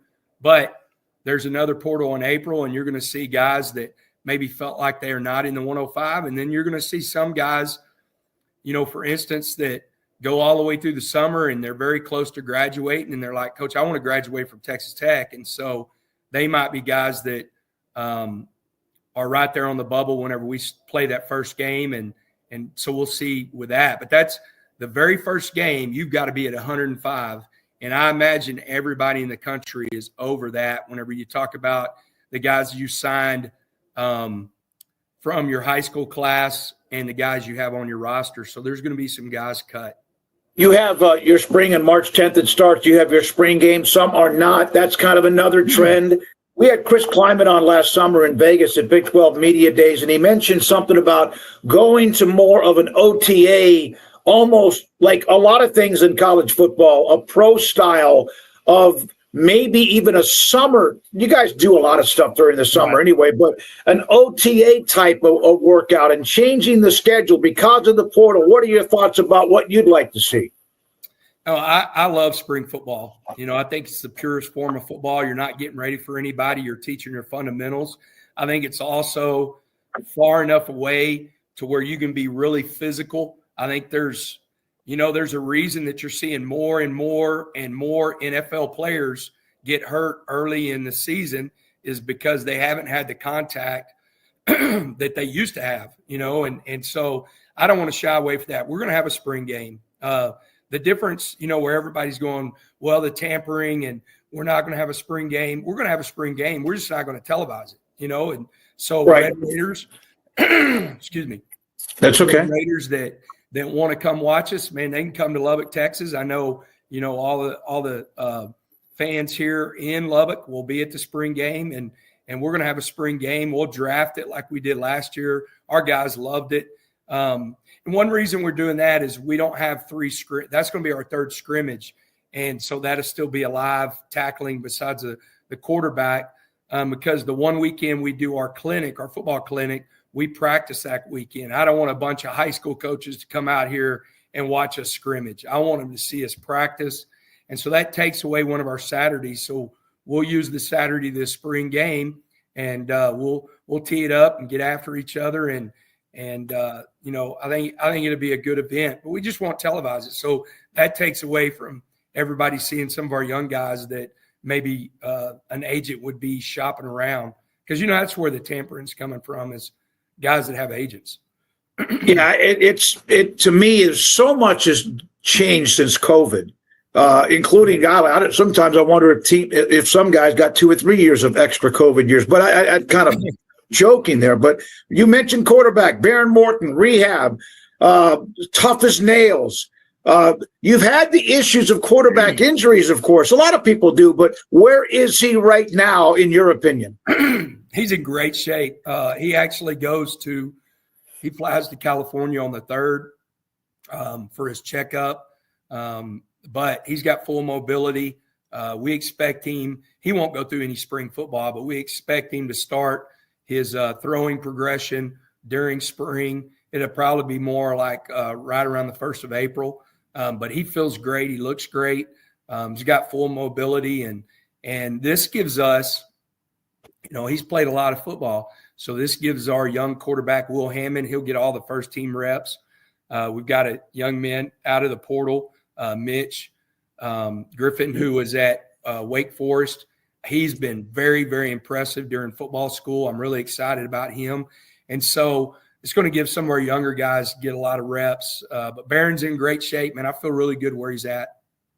You change coordinators. Do you do that for an adrenaline rush? Do you do that because you want to get better on both sides of the ball, even though those you had their strengths, of course, but not always worked out? Do you do that to give your team a little bit of an oomph, an adrenaline rush? And how will you know when you will? The offensive side of the ball, Keatley got the head coaching job at Florida Atlantic. I'm fired up for him. He's going to do a great job. And so whenever we hired Mac, he's been so successful as a coordinator, and he still has some of our identity. Whenever I talk about our identity in West Texas, you're always going to identify with the air raid and some of that. And so one of his mentors is Eric Morris. Eric hired him whenever he was in Incarnate Word. And so he still has some of that. He actually has some of Coach Browse's, identity and his playbook and then some, and some run and shoot. So it's a really unique offense. I feel like we're going to be able to – he's been in the top 15 the last 3 years in the country in offense, was number 6 this last year. So I'm excited about that. And then on the defense side of the ball, we just were taking steps back. And, man, I love those guys that were here with me for 3 years. And they did so much for the Red Raiders, but we needed a change. And we were able to hire Shield Wood from Houston. And, he's been at Tulane. He was at Army. And, man, he's brought some life into this building on the defense side of the ball. So I'm excited about that. The one thing I did with both of those guys is they didn't recruit in January. They stayed in with the players to get to know the team, to build the chemistry on their side of the ball, and really already started installing the defense and the offense. So the players were a little bit ahead of the coaches because all the coaches were on the road. Joey Maguire, Texas Tech football coach with me, 365 Sports. How much change can college football continue to handle? Or is there ever going to be, Joey, a year when you enter, like, let's say, spring, and everybody knows this is what we're going to have for a long time? Or is that ever going to happen? Well, I think it has to happen, and I think it will. I think we're moving in the right direction whenever it comes to revenue share and some of the contracts we'll be able to put in place. But there's so many things that it's going to take Congress, it's going to take at the federal level to step in and really put some guardrails around what's going on in college football. I think, number one, we've got to start with, just like the NFL, the agents that are dealing with these players and dealing with the teams, they need to be certified just like NFL agents. There's some horror stories that I've heard around the country of the amount of percentage of contracts these agents are getting, and these kids – these players, they don't know any different, and so I think there's going to be some guardrails around that. And then I do think as we develop these contracts, putting some real teeth in them to where you do have buyouts, you can do multi-year contracts. And I think we're moving that away, and I think that's going to be good for college football. So we're getting there. We're getting closer and closer. It's still, to me, the best thing going. It's absolutely incredible. This last year of college football, I think it's only going to get better. But I do think that there's got to be some people step in and really help. And it's just not college football; it's college sports in general. Right. You have Brett Yormark, who represents the conference. Kirby Hocutt represents Texas Tech, and of course you do, and everyone else. But are you concerned that the SEC and Big Ten, with what we see, they have now the ability starting in 26 to just do what they want when it comes to the college football playoff? And they're getting more of the money already. Now they want what it appears to be more automatic qualifiers, although the Big 12 would go from 1 to 2 as well. Joey, is there a concern that the more and more separation there is, the harder it will be for Tech and anyone else in the Big 12 or the ACC to keep up? At the end of the day, winning will put you in a good spot, and I thought Arizona State represented us really well. Absolutely. I didn't think nationally there was enough talk about BYU. Mm-hmm. I thought BYU should have been in the 12. They did beat SMU. And so I thought that should have put them over SMU. I do think if you're going to start talking about the automatic, which I'm against, but if you're going to do it, you got to be on equal playing field. Like you can't play 8 conference games. You got to play 9 conference games. So if that's what they're going to do, then the SEC is going to have to shift to playing 9 conference games. And then the thing that bothers me with the automatic bid is if you're saying you're getting 4 in, that 4th team, literally could have 8 wins or less. And just because you're in the SEC or the Big Ten, then you get an automatic bid. And so I don't think that's I don't think that's right. And there's a lot of things that make me laugh. They're talking about seeding. So they're talking about the bye this last year. Well, man, if you would have told me that all 4 of the teams that had the bye lost, I would have wanted the bye. We're talking about the bye. Like, I think there's a lot of things when you're talking about scheduling and you're talking about what needs to happen before you talk about automatic bids. Like I heard Coach Napier at Florida, and I agree with him, move the season up 1 week. You're already playing 0 week. So then the conference championships are moved up.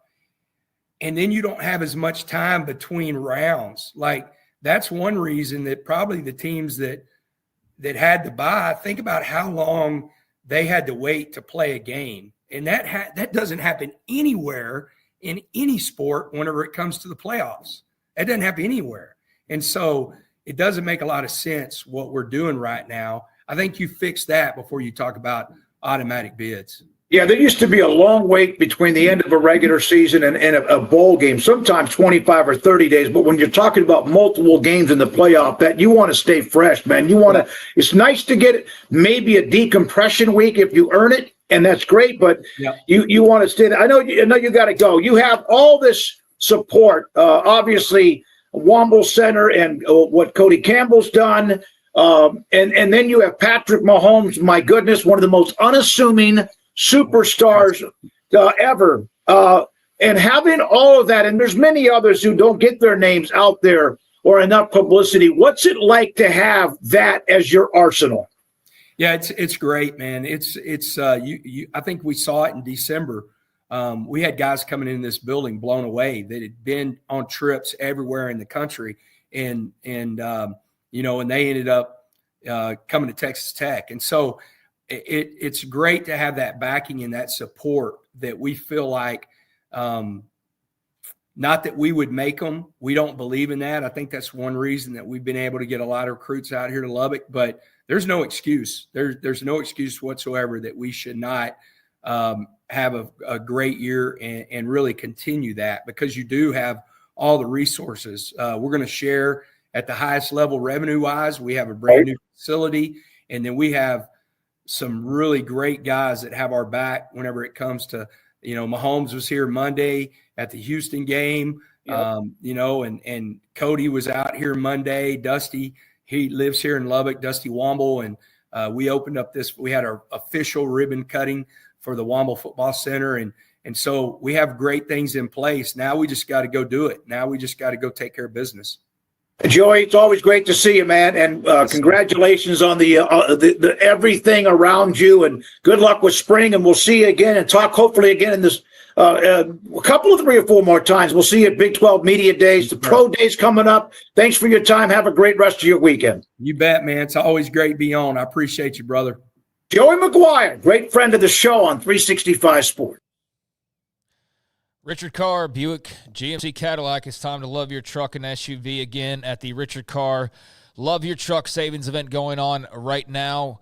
For example, some of the offerings they have include qualified non-GM owners saving $4,500 on a new 2025 Buick Encore GX or $3,000 on a Buick Enclave. You can also check out the Car and Driver's Editor's Choice, as the all-new Buick Envista is in stock right now at Richard Carr, starting under $25,000 at $24,795. So just some of the offerings from the Buick lineup. Thousands of savings on the 2025 Buick Encore GX or the Buick Enclave, as well as the all-new Buick Envista. Locally owned, locally run. Richard Carr has been a part of the Waco community for over 40 years. Do business in Waco with a dealership that gives back to the community and to the university. Deal with the people you can count on right now and take advantage of some great deals during the Love Your Truck Savings event over at Richard Carr, Buick GMC Cadillac.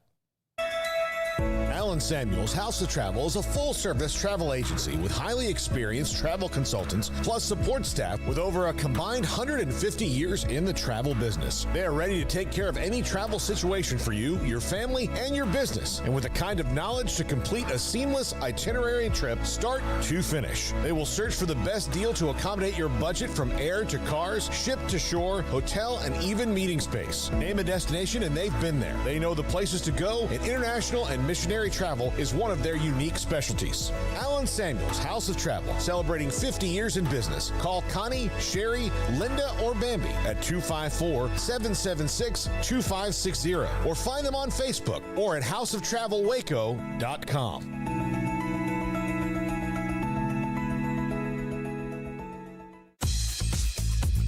Baylor Scott & White Southwest Sports Medicine and Orthopedics, the team physicians for Baylor Athletics, diagnosing and treating all sports-related injuries, including concussions. These specialists also provide orthopedic services for athletes and non-athletes alike, whether it's knee or shoulder pain, a wrist injury, orthopedic spine care, and even an arthritis and total joint clinic. Trust the doctors Baylor Athletics trust. Baylor Scott & White Southwest Sports Medicine and Orthopedics wants to get you back in the game.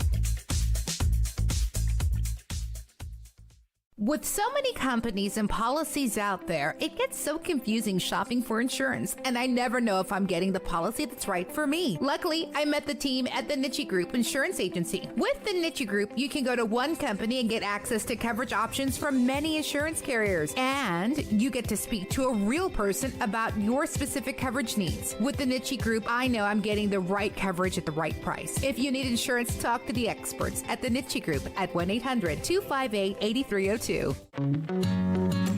Established in 2007 and independently owned, Alliance Bank Central Texas is committed to helping families and businesses meet their financial goals. From their tellers to their board of directors, they know the importance of superior service and competitive products. Customers have confidence knowing that their financial needs are in good hands. It's your bank, Alliance Bank Central Texas, with 2 Waco locations, 4721 Bosque Boulevard and 191 Archway Drive on Highway 84, and at alliancebanktexas.com. Member FDIC and equal housing lender.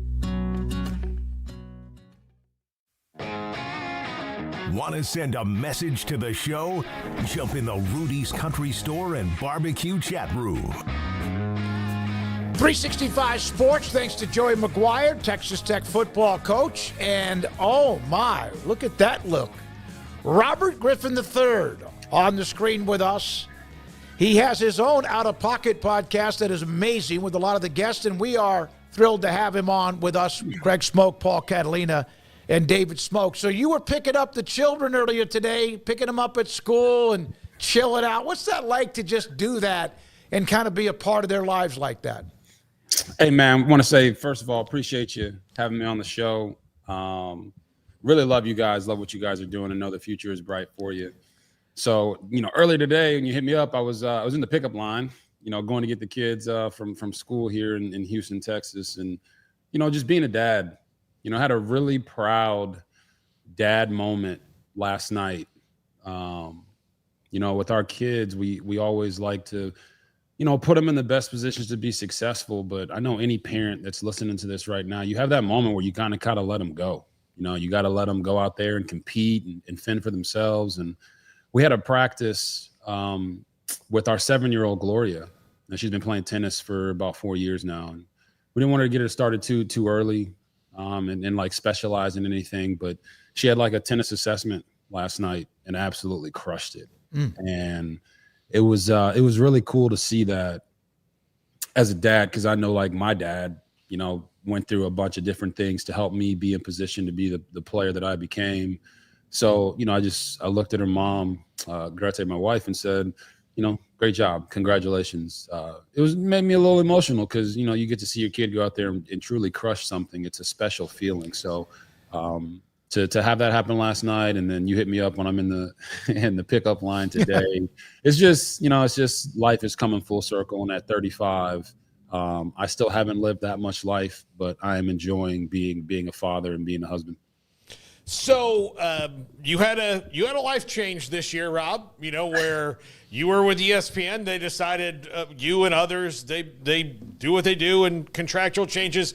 So when you launched Out of Pocket on your own, you're not this is not with a company yet. This is you.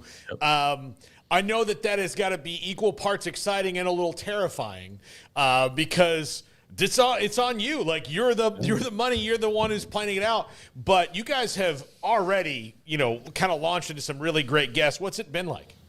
Yeah, I mean, it's been incredible. You know, I encourage everybody that's listening to us right now to obviously go like and subscribe to our YouTube channel at Out of Pocket with RG3, but also, you know, like and subscribe to this show. Like I said, I'm a big believer in what you guys are doing. And thank you. Know, for me, and my wife, you know, my wife's my co-host, and everyone's like, why would you do the show with your wife? Like, why would you do that? Well, you know, she's a 3-time All-American, 3-time ACC champion. And she knows sports like the back of her hand. She knows sports better than most of your favorite sports analysts. So I just felt like, you know, with what happened at ESPN, it was an opportunity to truly own your own media, you know, go sit down, be face-to-face with people, and have a great time having great conversations. So our guest list over the last 11 episodes has been truly epic. And I can only thank, you know, our team that books those guests, the creatives behind it, our film crew, our creative crew has done an amazing job just making the show get better and better every single time we air an episode. And it's risky. You know, if you go out there on your own and you fail, everyone's going to look at you and say, well, you're devaluing yourself. And I think with what we've been able to pull off in the last 11 episodes, we haven't only just had a great time. We've also increased our value and are having deep discussions with a bunch of different brands on coming on board and helping us continue to preach and get the message out there that we want to enjoy sports, have a good time, and show the different sides of these athletes, entertainers, musicians, whoever comes on the show, to allow them to speak to the things that they're experts at, but also have a great time. And I think we've gotten away from that a little bit in sports media. You got LeBron James talking about Anthony Edwards not wanting to be the face of the NBA because the national media is tearing these guys down. And I saw that. And then when I worked at ESPN, I fought against that because these guys are the best in the world. We should be celebrating their stories. We should be telling the stories about where they came from and what they're doing in their communities. And yeah, if you miss a game winner, sure, we'll critique it, but he's not the worst player in the world because he missed a game winner in the NBA. You know, I just think that we can get to a better place in the media sphere where it's not tearing down, it's building up and obviously giving constructive criticism. I don't know if he was the most recent, but Dustin Poirier, of course, a great fighter. And you asked him about Conor McGregor and does he have the edge to get back? And you have been able to have an array of different people, as you mentioned. Poirier is also who Dave Aranda brought in to speak, I believe. He was brought into Baylor, last offseason. He yeah. was. Craig, you're exactly right. So are you on the road where they are? Are they coming to see where your studio is? Is it a mixture of all of that? Yeah, it's a mixture of everything. So when we met with Poirier, we were actually at the Super Bowl. And, you know, he's from Louisiana. He's from Baton Rouge. You know, my family's from New Orleans, Louisiana. Mm-hmm. So I think it was a natural, I have a great respect for Dustin Poirier and what he's been able to accomplish in his craft. And it's really just about not being put in a box. You know, as a football player, what do they expect you to talk about? Football. Well, guess what? We talked about football with Dustin Poirier, and I found out he's an avid Saints fan, and he thinks that Derek Carr wears eyeliner. You know, it's like these are great conversations to have, knowing that football will always be that thing that draws people in. But we can have MMA conversations. We can have music industry conversations. We can have actor and actress conversations. Everybody loves sports in some capacity. It's about intertwining that sports and entertainment. So it's not just another football show. There's enough of those out there, and we really enjoy it. And you talk about him talking about Conor McGregor. Mm-hmm. You know, the special thing that I found out there was I know that Dustin Poirier and Conor McGregor don't get along for a number of reasons. But he was able to actually put that aside and have an honest conversation about the guy's talent. And I thought that was big of him to sit there and say, yeah, I like talking trash on this guy, but he's a special talent. And if he can come back and find the motivation, he can be great. And that's what I don't think people see a lot of times in the rivalries. They just think it's like, let's pile on these guys and trash them. These are actually human beings, and they can put their differences aside and actually praise people if you give them the opportunity to. And I'm glad we were able to have that conversation with them. Robert, in scan your guest list, I saw you talk to the Colorado guys, various points over the last few months, Dion and Travis Hunter and Shedeur, et cetera. And I saw just, today you're talking about Shedeur Sanders and kind of the doubters and whatnot as the combine's rolling on along. Just your perspective and kind of knowing those guys a little bit, understanding the spotlight that is on them and is so unique, and just your thoughts on, Shedeur moving forward in this process and maybe what people, sometimes misjudge or get wrong about Colorado and the Sanders family. Yeah, I mean, where do we start with that? I think there was a point in time in Colorado's season.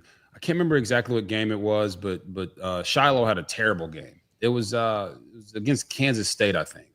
And he got juked in the open field. He was missing a bunch of tackles. It was his first game back after his injury.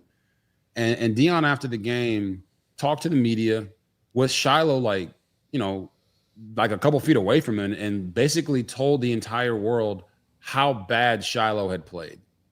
And, Dion's accused of playing daddy ball, but everywhere he's gone, he always makes sure the best guys play. It just so happens that his son Shedeur is the best quarterback, and his son Shiloh was one of their best safeties on the team. Well, the next week, Shiloh came back and had the best game he had all season. And he talked about it after the game about like he was grateful that his coach and his dad had held him accountable because the rest of the team was watching that as well. So I think there's this general misconception about the Sanders family that they're not out there actually playing real football. When if you look at the tape, which I watched the tape because I think that's where it all starts. If you look at the statistics and you look at the surrounding people that Shedeur had around him as one of the top quarterbacks in this draft, there's no question in your mind that he's one or two. Him and Cam Ward, you can interchange him however you want. It's based off your preference. Do you like timing or do you like a guy with a super strong arm? But to me, there's this misconception that they can't play without Dion.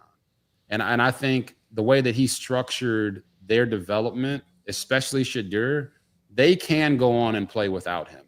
He did what you would expect every parent or coach to do. He set up his kids and his players for success. So Shedeur having 6 offensive coordinators in 4 years and 4 different offenses, I think that shows you that he can be coached by different people. He can adapt when the time comes. And he's been through the most adversity when it comes to playing at an HBCU and then playing in the Big 12 for a quarterback in this draft class. And I love Cam Ward's story.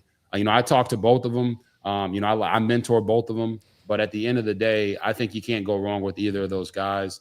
But the Sanders family is a success story. And not just I said this on Twitter today, it's not just a Black fatherhood success story. It's a fatherhood success story.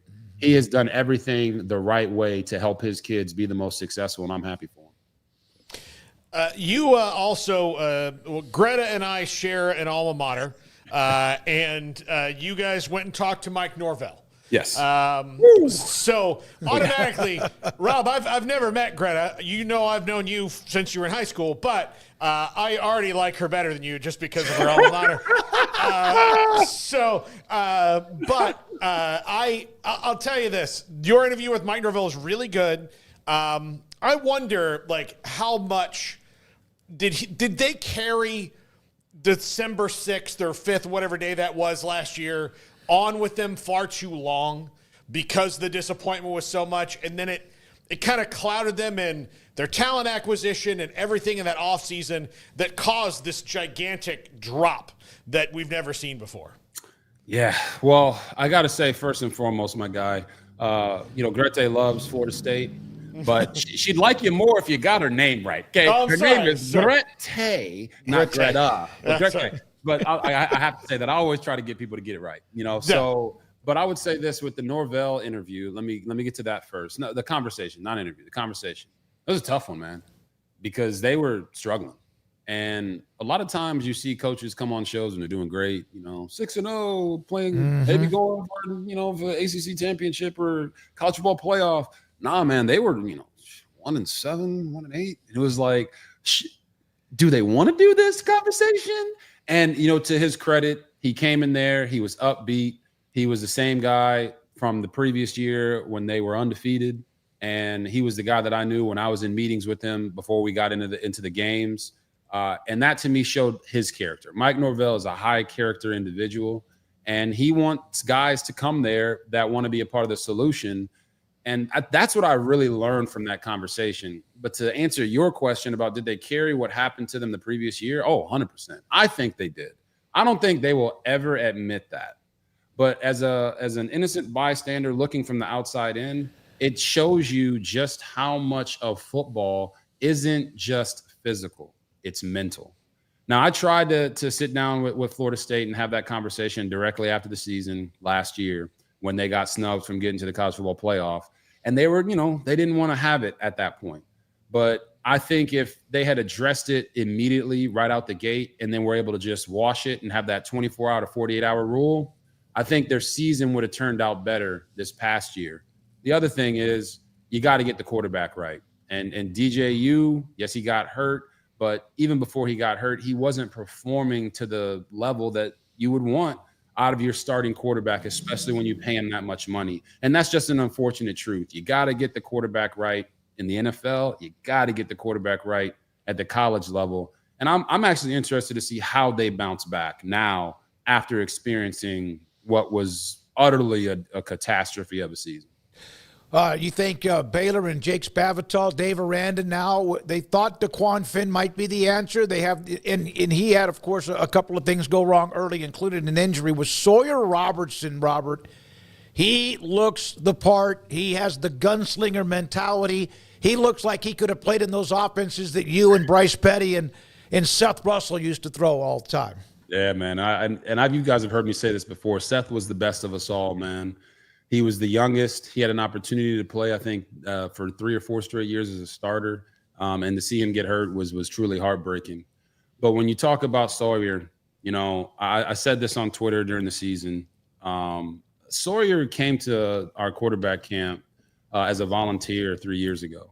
And I got a chance to just sit there and talk with him for 30, 40 minutes during the camp and after the camp.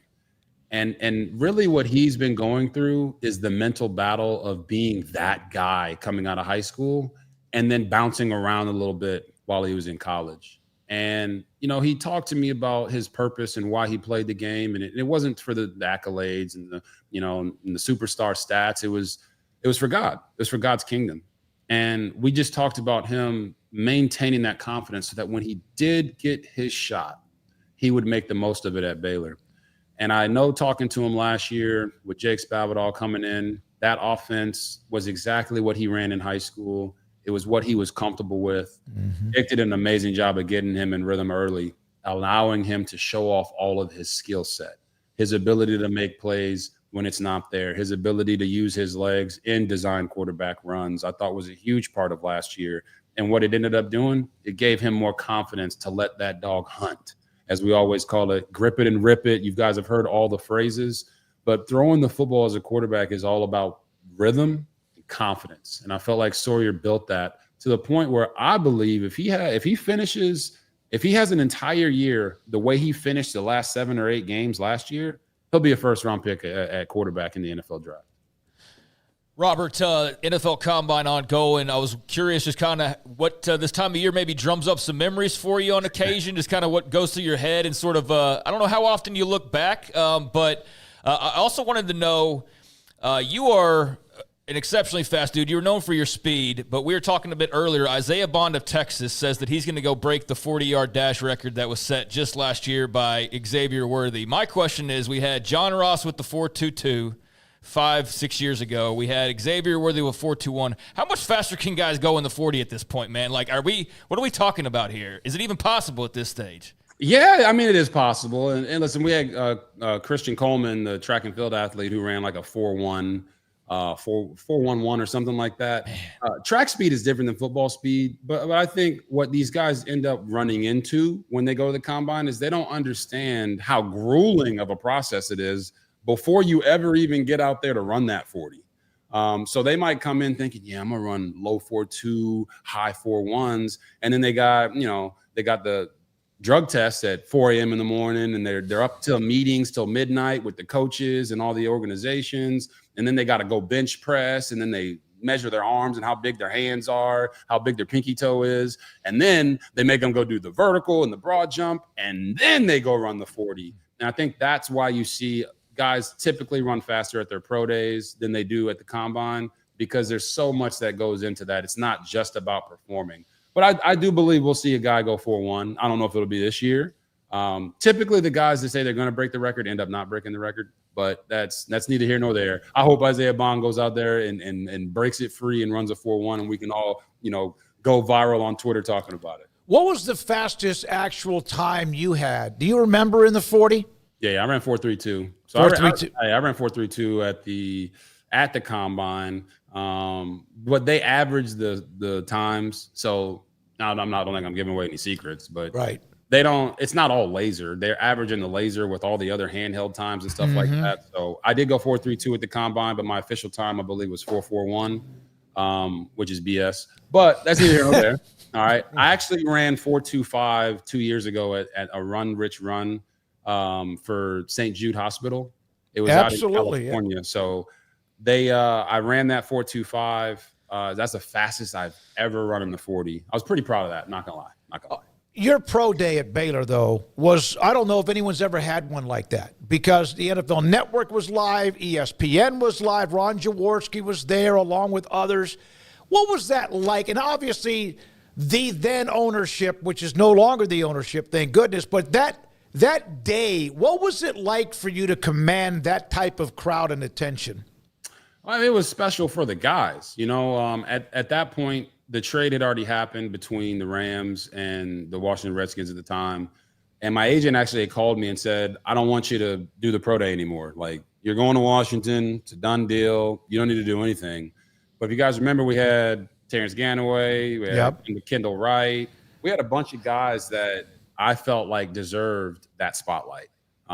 Super talented. We don't win the Heisman without these guys getting an opportunity to go out there and showcase their skills in front of all 32 teams. So I quickly told my agent, no, we're doing the pro day. And we went out and we put on a show. That's what it felt like to me. It wasn't like, oh man, I got to make sure my 3-step drop is perfect here. And I got to make sure this is we out here throwing in shirts and t-shirts. This is fun. We had the music bumping. Michael Jackson was Thriller timing it.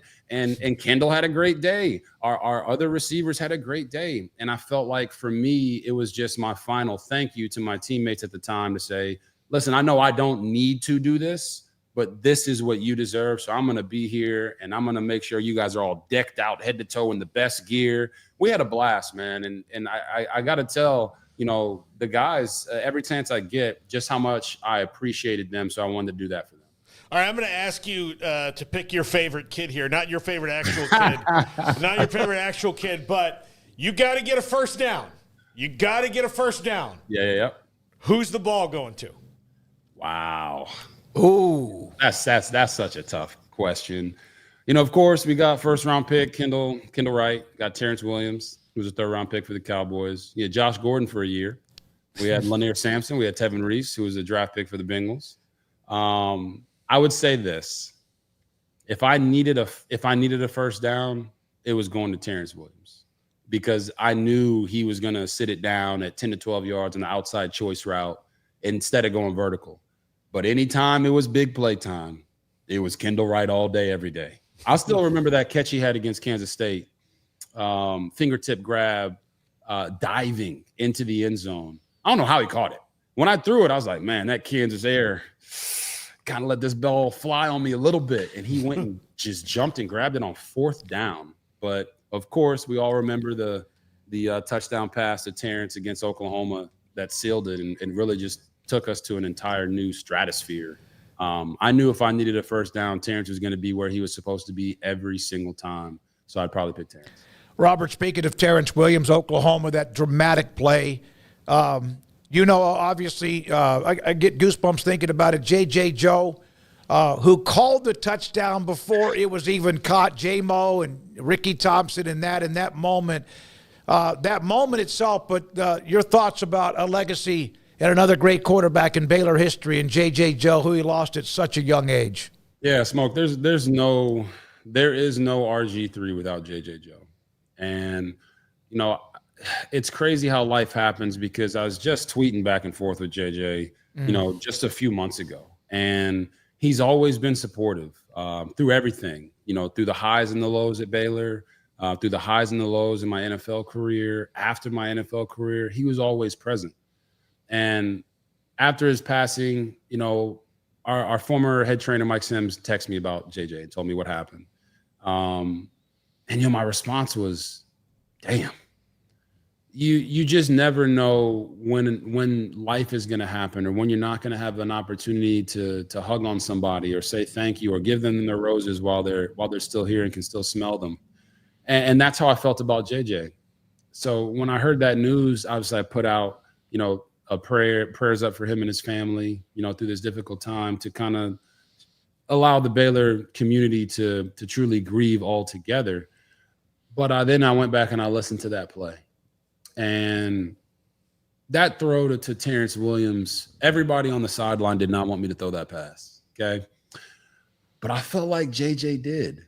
And you could hear it in his voice when he called it, You got John there talking about, he goes to the left, he throws it back. JJ's already saying, touchdown. And the excitement with which he said that in his voice, you knew he knew what it meant.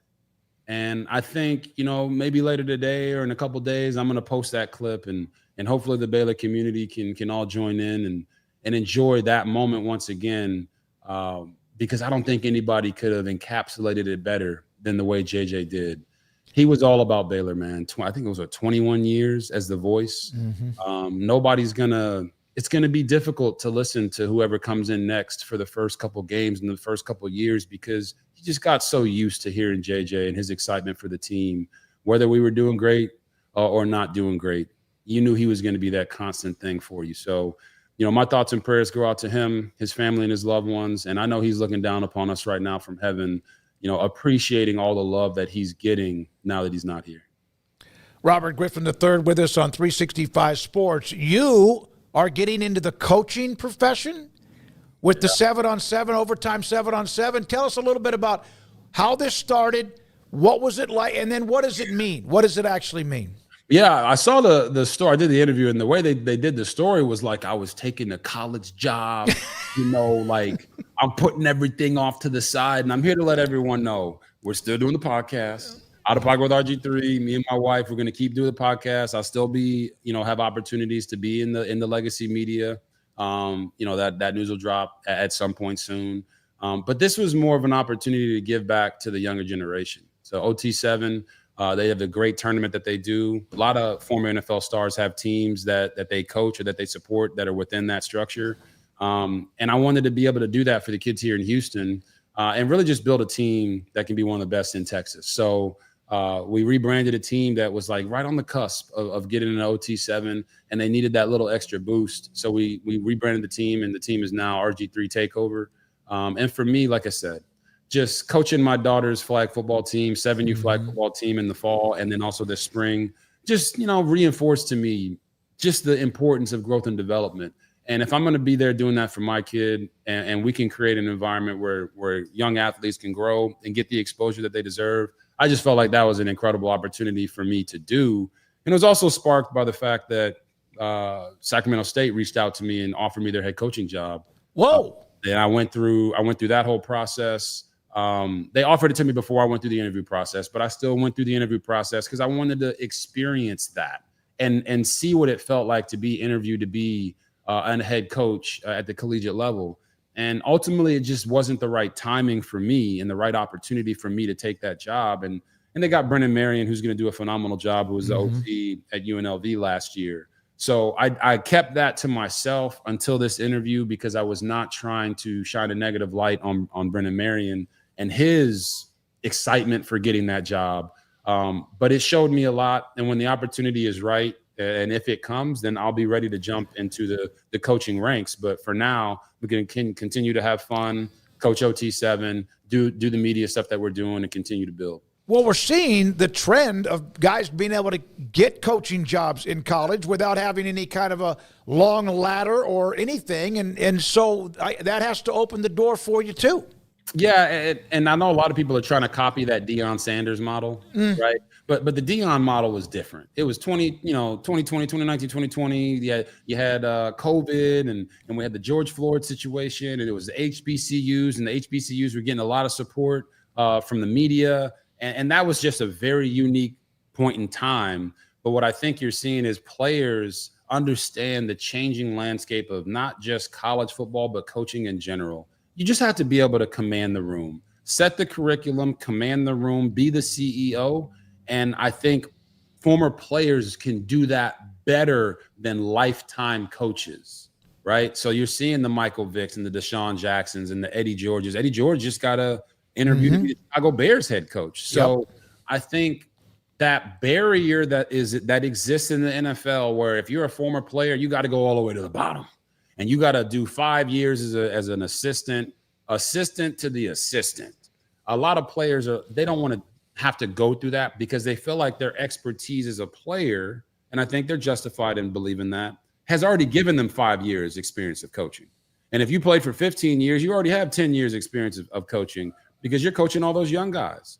Because on a football team, you're only as strong as your weakest link. So you're having to coach all those guys up to make sure they're in the right positions.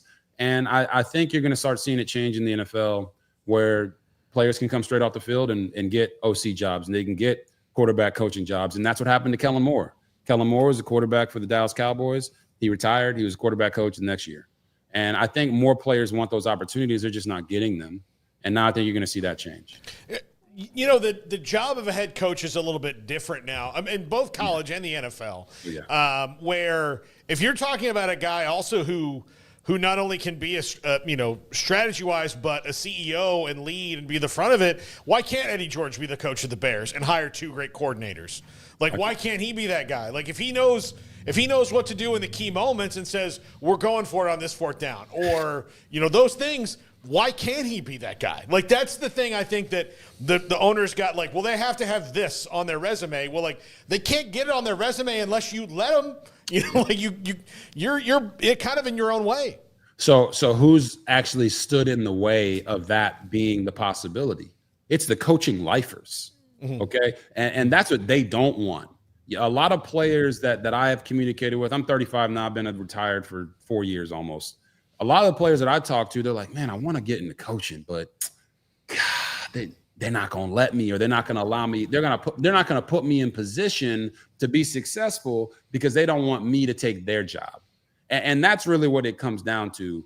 A lot of coaches that are stuck in the coaching lifer ranks, they weren't able to either get to the NFL and play at a high level, or some of them didn't even play college football. So if they honestly believe, and players honestly believe, that if those coaches start letting former players in and let them in at high-ranking positions right as soon as they retire, it's going to eliminate their pipeline to get to where they want to go.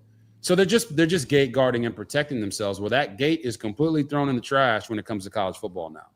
And you're seeing it happen at the HBCU levels. I think it'll start to happen at the Power 4 levels, and that will eventually bleed its way into the NFL. Just like we've known for years, we follow high school football.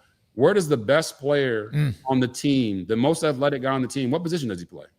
Plays quarterback. Yep. All right. Well, there was a gate there in college for a long time. That gate was gone. Now all the best athletes are playing quarterback. Well, in the NFL, that gate is also gone. I think it's 25 of the 32 starting quarterbacks in the NFL were mobile guys. So it just has a trickle effect, and I think it will start trickling its way into the NFL because being a successful offensive or defensive or special teams coach has no barometer on how successful you are as a head coach in the NFL. So Jaden, why not give those guys those opportunities? Have you spoken with Jaden Daniels? Yes. What was that like, and how much you could also share your experiences with a great rookie year with what he's done and then also moving forward?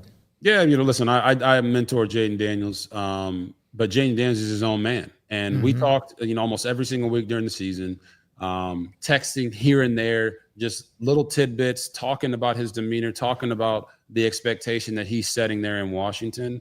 And the one thing I haven't done with Jaden is talk to him about my experience in detail. Why? Everybody knows my experience. Okay.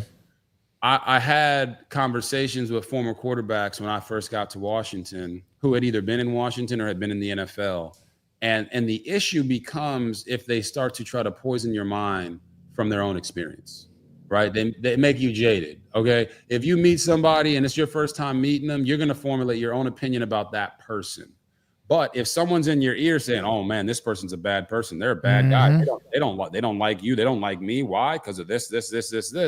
You're now going to go into that meeting thinking, "Hey, this guy's he's a bad guy."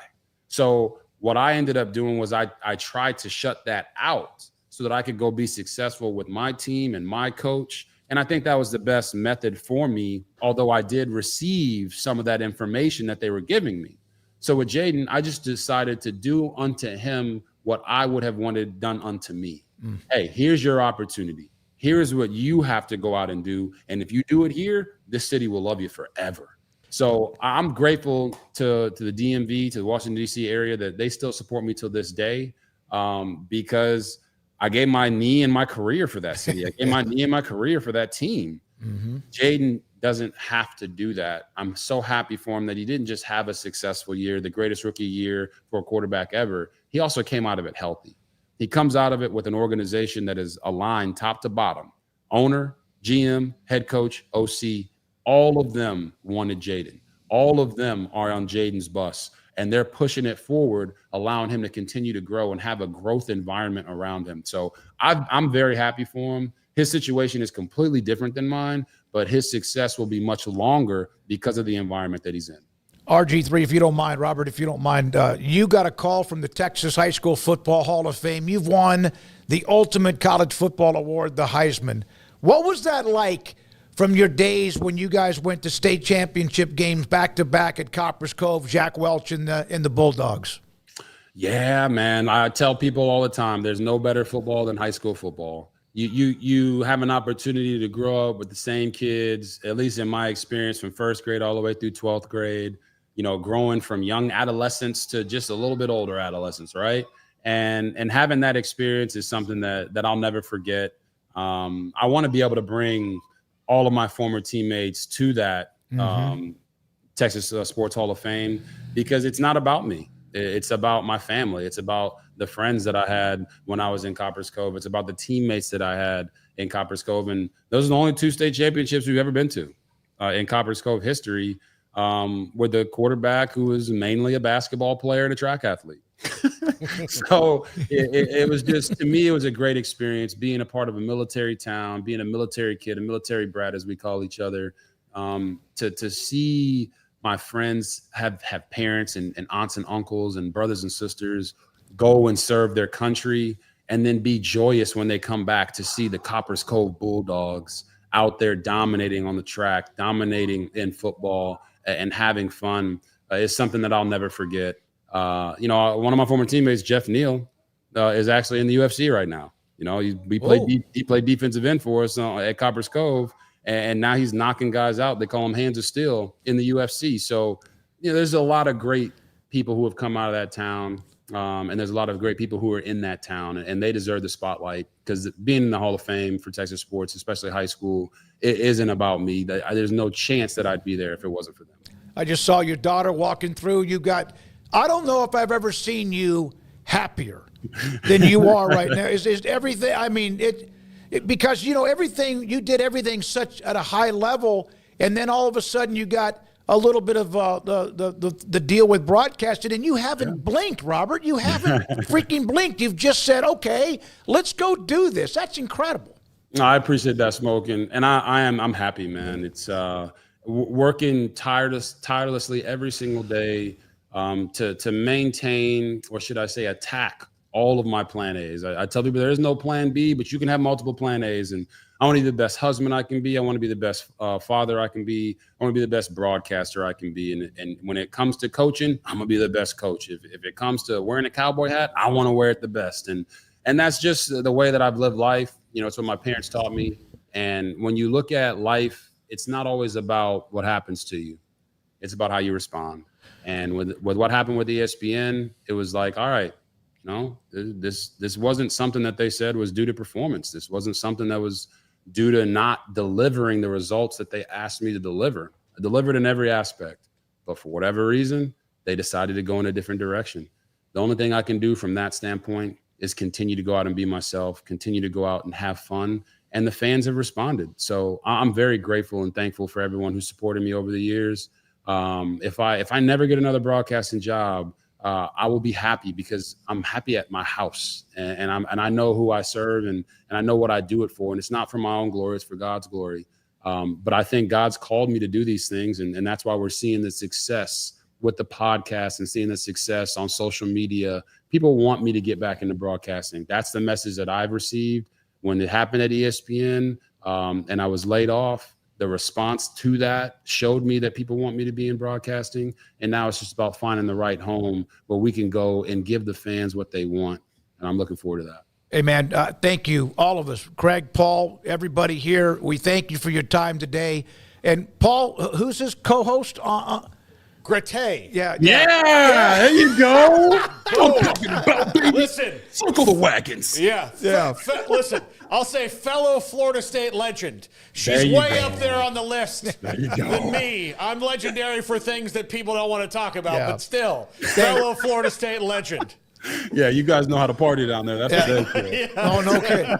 Robert Griffin III. Robert, we appreciate it. Love you, man. Thanks for your time. Love you. Thank you so much. See you soon. It is a great podcast, Out of Pocket podcast. I saw the one with Dustin Poirier and many of the others that he has done with Grete, and it's fantastic. Thank you, Robert Griffin III.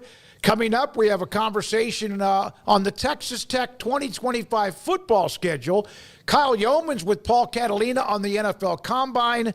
Joey Maguire, Robert Lee Griffin III, and this is 365 Sports. Alan Samuels, Dodge Chrysler Jeep Ram Fiat, Loop 340 east of 84 in Waco, and they are loaded up with a lot of pre-owned cars, a bunch of the pre-owned cars, and they do a great job of making sure that if you want to test drive one, of course, you get a chance to do that if you possibly can. Some of the specials that they have. One, they continue, and this is the last day of February, they've had Ram Truck Month.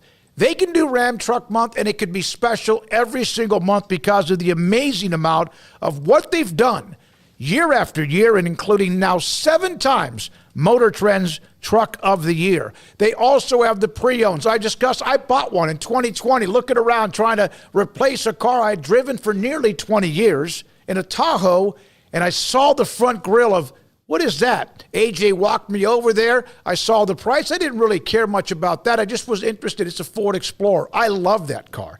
Remember, there were problems with it, not because of anything with me or Alan Samuels, but it had an issue with the engine. And guess what? It was fixed. Ford handled it because it was on them. And guess what? I love that car. I'm so glad that I get it back instead of using loaners every other 2 or 3 weeks. Alan Samuels, Dodge Chrysler Jeep Ram Fiat, with numerous discounts and offers for some of the great pre-owned cars that you can buy right now. Loop 340 east of 84 in Waco. In our logo and advertising, we say we are people that you can count on. What does that mean? It starts with providing a quality vehicle and quality service at a fair price. But it also means we do what we say we will do, and we treat people fairly with respect. It starts by hiring great people, good local folks who work hard with a caring attitude. Our employees are the real reason we are people that you can count on. Put us to the test and see for yourself that at Richard Car Motors, we are people you can count on. Parenting is full of surprises. You never know what to expect. So after our son was born, I called my Texas Farm Bureau insurance agent to set up a life insurance policy in case something happened to me. Sawyer is now 2. And we'll soon have a sister. There's no one else I would trust with protecting my family. Stop by and see our agents at one of our 3 McLennan County locations.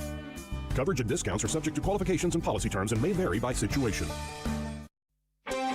Developed by Startup Waco, a nonprofit organization, GXG is a program designed to support the entrepreneurial development of Baylor University student athletes through NIL activations. The program helps student athletes maximize their platforms and offers a comprehensive support system for them to create and grow new businesses that not only benefit themselves, but also uplift the local economy. Fans who wish to support student athletes can donate to GXG via the GXG NIL Fund, BaylorBears.com/GXG. Contributions to support NIL activations through GXG can be made at BaylorBears.com/GXG. For more information, follow at GXG_GreenXGold on social media and visit the official website www.gxg.startupwaco.com. GXG, empowering student athlete entrepreneurship and uplifting the local economy through NIL activations.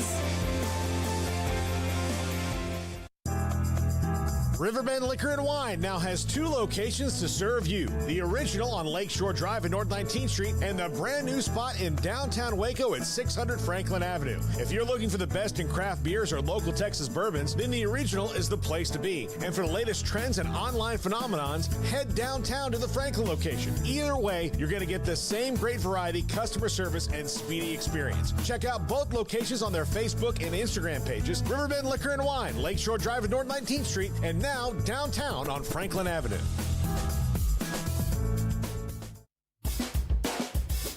This is 365 Sports. Check out the 365 Sports family of channels on YouTube. A lot of information in that RG3 interview with Robert Griffin III. Sacramento State, that right there, and then he wanted to respect Brennan Marion by not, but he just told us about the fact that they wanted him as their head coach and what he said about Sawyer Robertson, and of course the unbelievable comments about the late J.J. Joe, and looking back at that moment, the Terrence Williams Oklahoma catch that started writing checks towards McLean Stadium being built as well, but the legacy of J.J. Joe. Thank you, RG3. Thanks to Joey Maguire as well, Grayson Grunhafer. But now we look at the 2025 Texas Tech football schedule, and Craig Smoak, it's on you. Yeah, we know Texas Tech has gone all in. Joey Maguire talked about that a little while ago. It's basically Big 12 championship or bust. So that's what's in front of them, and I think they've got a schedule that could definitely set them up for that. I feel like there's some good opponents on here. I also feel like there's a definitely navigable way to find yourself in Arlington at the end of the year with the roster that you put together, but they open things up with a cash money, give me that easy win game against Arkansas Pine Bluff on August the 30th, which will debut their, big new fancy facilities, and everybody, I'm sure, will have a great time there, just opening up, probably blowing out Arkansas Pine Bluff, and just kicking off the year on a right note. They'll turn around the following weekend, get Kent State, one of the absolute worst teams in America.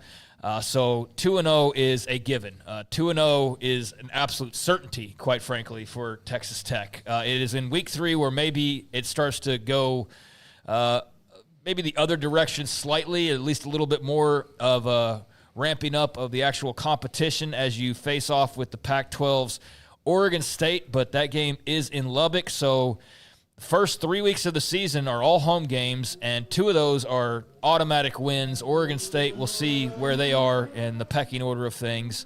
But that right there is the non-conference schedule, and, they should – they'll outscore the first 2 opponents like 160 to 10 or something like that.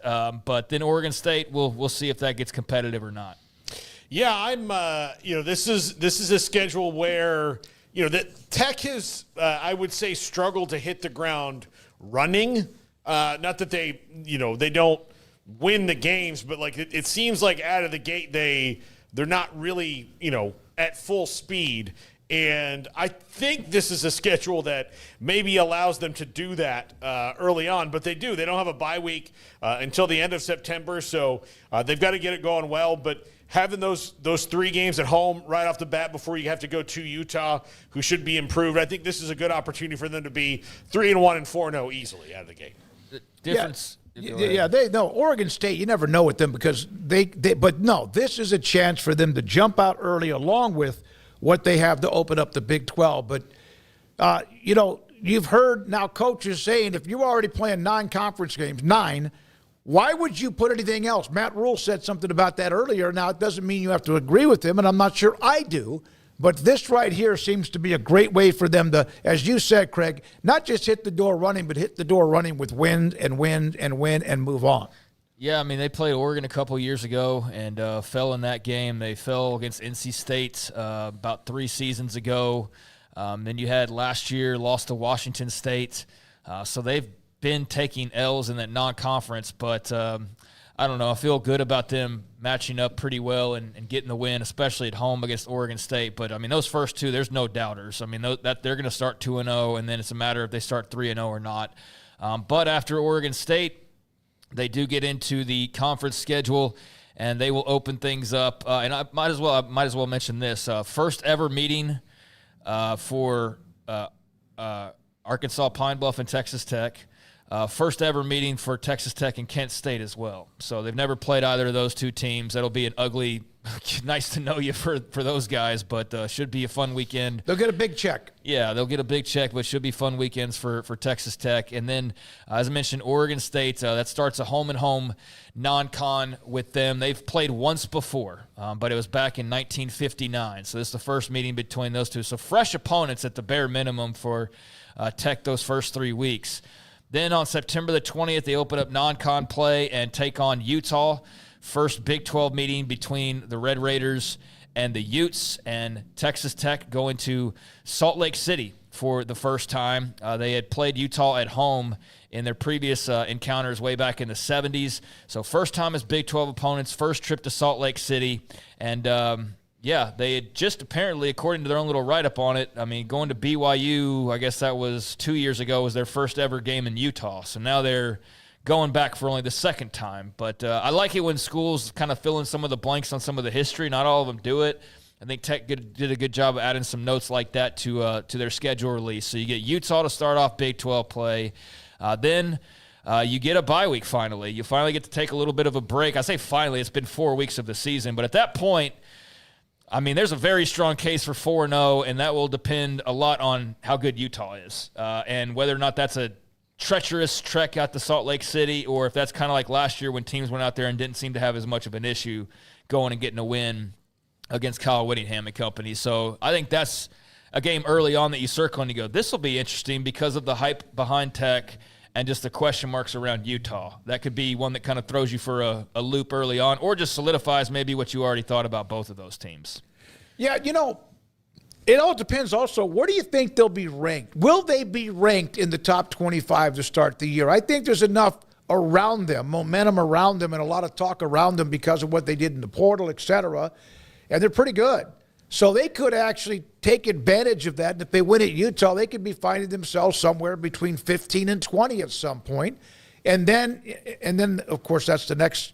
We'll get to the next part of that. But I think they have a chance to kind of bump up along the numbers, the ratings as well. Yeah, I think they do. Rankings, I mean, they're going to start off at least as a team receiving votes, if not inside the top 25. So, yeah, I would assume you're going to win your first 2, and then Oregon State, Utah, if they win those 2 games, I think they're probably in the top 25 if they aren't to start off the season. And then if they are to start the season, this should only solidify that, really. So you get Utah, and then you turn around, as I mentioned, you got the bye week, the first bye week. You come back on Saturday, October the 4th, and you are back on the road taking on the Houston Cougars in H-Town. So there ought to be a tremendous crowd for that one would think. Then the following week, October the 11th, you're back at home. And this will be your first game back in Lubbock. I mean, the first 3 games of the year are all in Lubbock, and then you don't have a game there for nearly a month during that stretch until October the 11th when Kansas comes to town. So who knows with them, but Jalen Daniels and company, I think will be better for their lumps taken last year. You would assume so at least. Certainly no rust to knock off this time around. Then you go to Tempe, take on Big 12 champion Arizona State. You go to Oklahoma State following that. You come back home and take on Oklahoma State following that game. So you've got a little bit of a gauntlet that's building up here. Then you got November the 1st, Kansas State in Manhattan. November the 8th, BYU back at Texas Tech. November the 15th, UCF in Lubbock. And I know I'm flying through, but there's no breaks. These are all games that are in a row. These are all back-to-back. 7. So Houston in Houston, Kansas at home, Arizona State in Tempe, Oklahoma State at home, K-State in Manhattan, BYU at home, UCF at home. So back-to-back home games there, and then your final and your second bye week there with just one game left to play. Well, to me, if you take care of your business and you don't throw up on yourself, or you actually play at the level that a lot of people at Tech and fans at Tech think they should play at, Joey Maguire, that doesn't mean there won't be bumps in the road. But to take a deep breath before your last game on the road at West Virginia, when you'll have Rich Rodriguez late in the year, who knows? Maybe he's got them smooth riding. That's a hell of a nice time for a break right there. Yeah, it is. I mean, you're going to need one. So, notes on those games. I mean, Houston, first time going down to H-Town to face them as members of the Big 12. So, that'll be cool. And I expect there will be a massive crowd out there. Kansas will be your home opener as far as the Big 12 goes. The Arizona State game, you go to Tempe for the first time as a Big 12 opponent, but you were one of the few teams that beat them last year. Yeah. You actually beat Arizona State. So now you go to Tempe, where you are 0-2 all time, but had not played there but twice, and that's both come in the last 25 years. Played there in 99 and then in 2016. And then you get Oklahoma State at home. First time the Cowboys will have traveled out to Lubbock in about 4 years. So you think that happens more often than not, but it's been 4 years. So there's that. They have not beaten K-State, and they also acknowledge that. But they have not had success in beating K-State. But if they were to this year, it would be the first time to beat K-State in Manhattan since 2008. So you talk about a streak. K-State's won 6 straight in Manhattan against Texas Tech. So that's something you'll be looking to snap. BYU for the first time as a Big 12 opponent. And then you get just a second ever meeting with UCF. So there's a lot of interesting little notes, I think, in terms of fresh opponents or opponents maybe you haven't seen in this situation or seen at all in a little while. And so, yeah, that's a long stretch of their season with those games there from October the 4th all the way to November the 15th. And then after that UCF game and back-to-back home games, you do get that final bye week before gearing up, as you mentioned, for a trip out to Morgantown to square off with Rich Rodriguez and the West Virginia Mountaineers. So at this point, do we have any clue of what West Virginia is going to look like, especially by November the 29th? We have absolutely no earthly idea of what they will be, but they'll have 2 weeks to prepare for that, and depending on where they find themselves, they could be sealing the deal to go to Arlington. They could just be I mean, I don't know, but that could be an interesting game there on November 29th. If they're going to Arlington this year, I mean, they're going to earn every single trip. The more I talk about this, the more it's like, I don't think I realized when I first saw the schedule, a stretch of games there in the middle. That does make it a little bit interesting. So, I can go on at length about how much better I think Utah is going to be, and that's a really tough first Big 12 game in my opinion. And then when you throw Kansas and Arizona State back-to-back and Kansas State and BYU back-to-back, not to mention we know nothing about, Houston year 2, Willie Fritz, UCF year 1 again. But late in the year where they... Yeah, exactly. So the UCF late in the year when UCF might be like, all right, this is where we're going to go and do something and get a momentum win that's going to propel us forward to what's next. And so, this is not like the schedule makers didn't do them any favors here. Like there's not, especially when you've got 7 games in a row and then off and then 1. Like that to me... I mean, I know the bye week will be appreciated, but even still, it doesn't seem like the most effective bye week ever, to have a bye week and then the end of the season. So all just for one single game to prepare for, but it might be a really big game. So Thanksgiving, plan accordingly, Red Raiders fans. You're going to West Virginia to celebrate and maybe celebrate more than just the holiday. It would all depend, of course, on where both these teams find themselves. But, yeah, I mean, that's the series, too. I didn't get into the weeds on, like, all-time series. We can do that. But I think them in West Virginia had them right up there 7-7 all-time against each other. So there's, like, that little type of stuff that you can always dress up a game even more so. But they will miss out on – and I think I'm missing one here because you count yourself, you play 9, so there's 10, so there's 6 opponents you don't play. I'm definitely missing somebody, so maybe y'all can help me out. They don't play Baylor. They don't play Baylor, and they don't play TCU, which I will say, as far as a gripe of the schedule, that is a definite gripe of the schedule. Yep. I think Texas Tech fans want to play TCU. I think they want to play Baylor. Maybe you like an occasional breather, but those are games that mean a lot. Okay, Iowa I think State, I actually figured Cincinnati. It out. Hold on, I got it. Okay. I think I just figured it out. So you don't play TCU or Baylor. You don't play Cincinnati. You don't play Colorado. You don't play Arizona. And you don't play Iowa State. Yeah. So Iowa State, probably glad you don't play them. As far as if you're trying to avoid maybe what is considered the toughest teams, Baylor and TCU in that conversation, but Colorado, Cincy, Arizona, don't really know how they'll be. Colorado, I'd feel better about than the other two. But, yeah, that's who you miss out on as far as the 6. Colorado, Cincy, Arizona, TCU, Baylor, Iowa State. All right. And Paul has a Utah winning, 9 games? No, you're high on them. I think they're at 8-14 this year, in my opinion. I mean, if they maintain their standard of defensive excellence and have a quarterback like Devin Dampier and an offense, I think can move the ball. It'd be nice to see Utah. Obviously, last year, a disastrous year.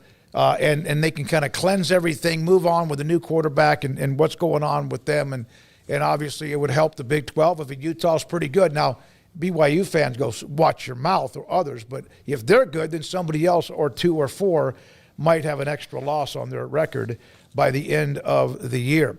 All right, Craig, thank you very much. So what do we have, Utah Monday? I guess so. Yeah, I don't even know what UCF should be. UCF, Utah. And then Utah, and then West Virginia. But I think very realistic they start 3-0.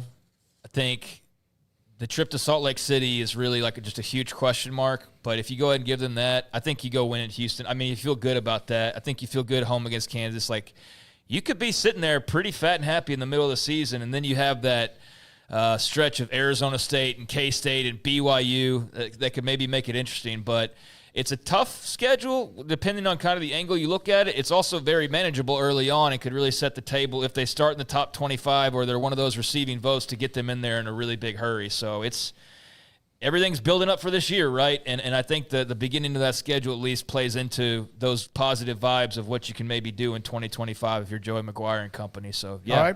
All right. Thank you, Craig. Texas Tech schedule, Joey Maguire earlier, and we are done. Paul Catalina spoke with Kyle Yeomans, who's with DallasCowboys.com, about their offseason, what they say about being somewhat aggressive, and what does that mean? The big young defensive lineman about to get probably locked in. That's good. That's a great way to start. And the Combine news, this is 365 Sports. Ideal. MRI.com. Dr. Rob Maxey, I really do appreciate him. As someone who he's a sponsor of what we've done and for a long time, even before we started the podcast nearly 5 years ago, but because of his business, because I've been a patient, a customer at Ideal MRI, I think it's now 5 times. When my body is broken down, whether it's my right hip, that's always a problem. Lately, my left shoulder blade, which right now feels pretty darn good tonight, that's good news. Or even something else. Oh, for example, when I had a rotator cuff and eventually had surgery there. So they have been there for me. They have a state-of-the-art imaging machine. It is $497 or less every single time, and the average MRI is around $1,100. Now, mine is even cheaper than that. I say cheaper, less than that, because I'm on Medicare. So because of that, then there are even better deductions for me when it comes to being inside their imaging machine. State of the art. Marcus was my tech and specialist the last time I was there to look at my back left shoulder blade. Fantastic. He was great. They always make me feel comfortable, and an MRI machine cannot, well, for some can be uncomfortable, but not with them. Never when I've been there. IdealMRI.com in the Central Texas marketplace off I-35 in Waco.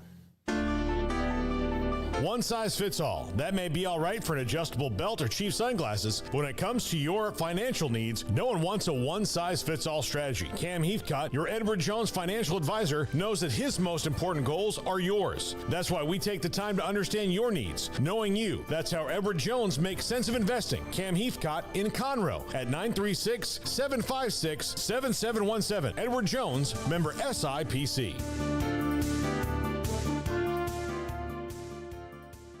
Do you or your kids get nervous about going to the dentist? Stonewood Dental, Dr. Steve Childress, he can help. I've spent a career taking care of patients who as children had bad experiences, and now they're adults that hate going to the dentist. If I get a kid at 3 years old and they come every 6 months and it's a happy experience, it's normal for them. Now they have an accident at 6 or 7 or 8 at school. Now they have a broken tooth or a trauma, and they have to come here.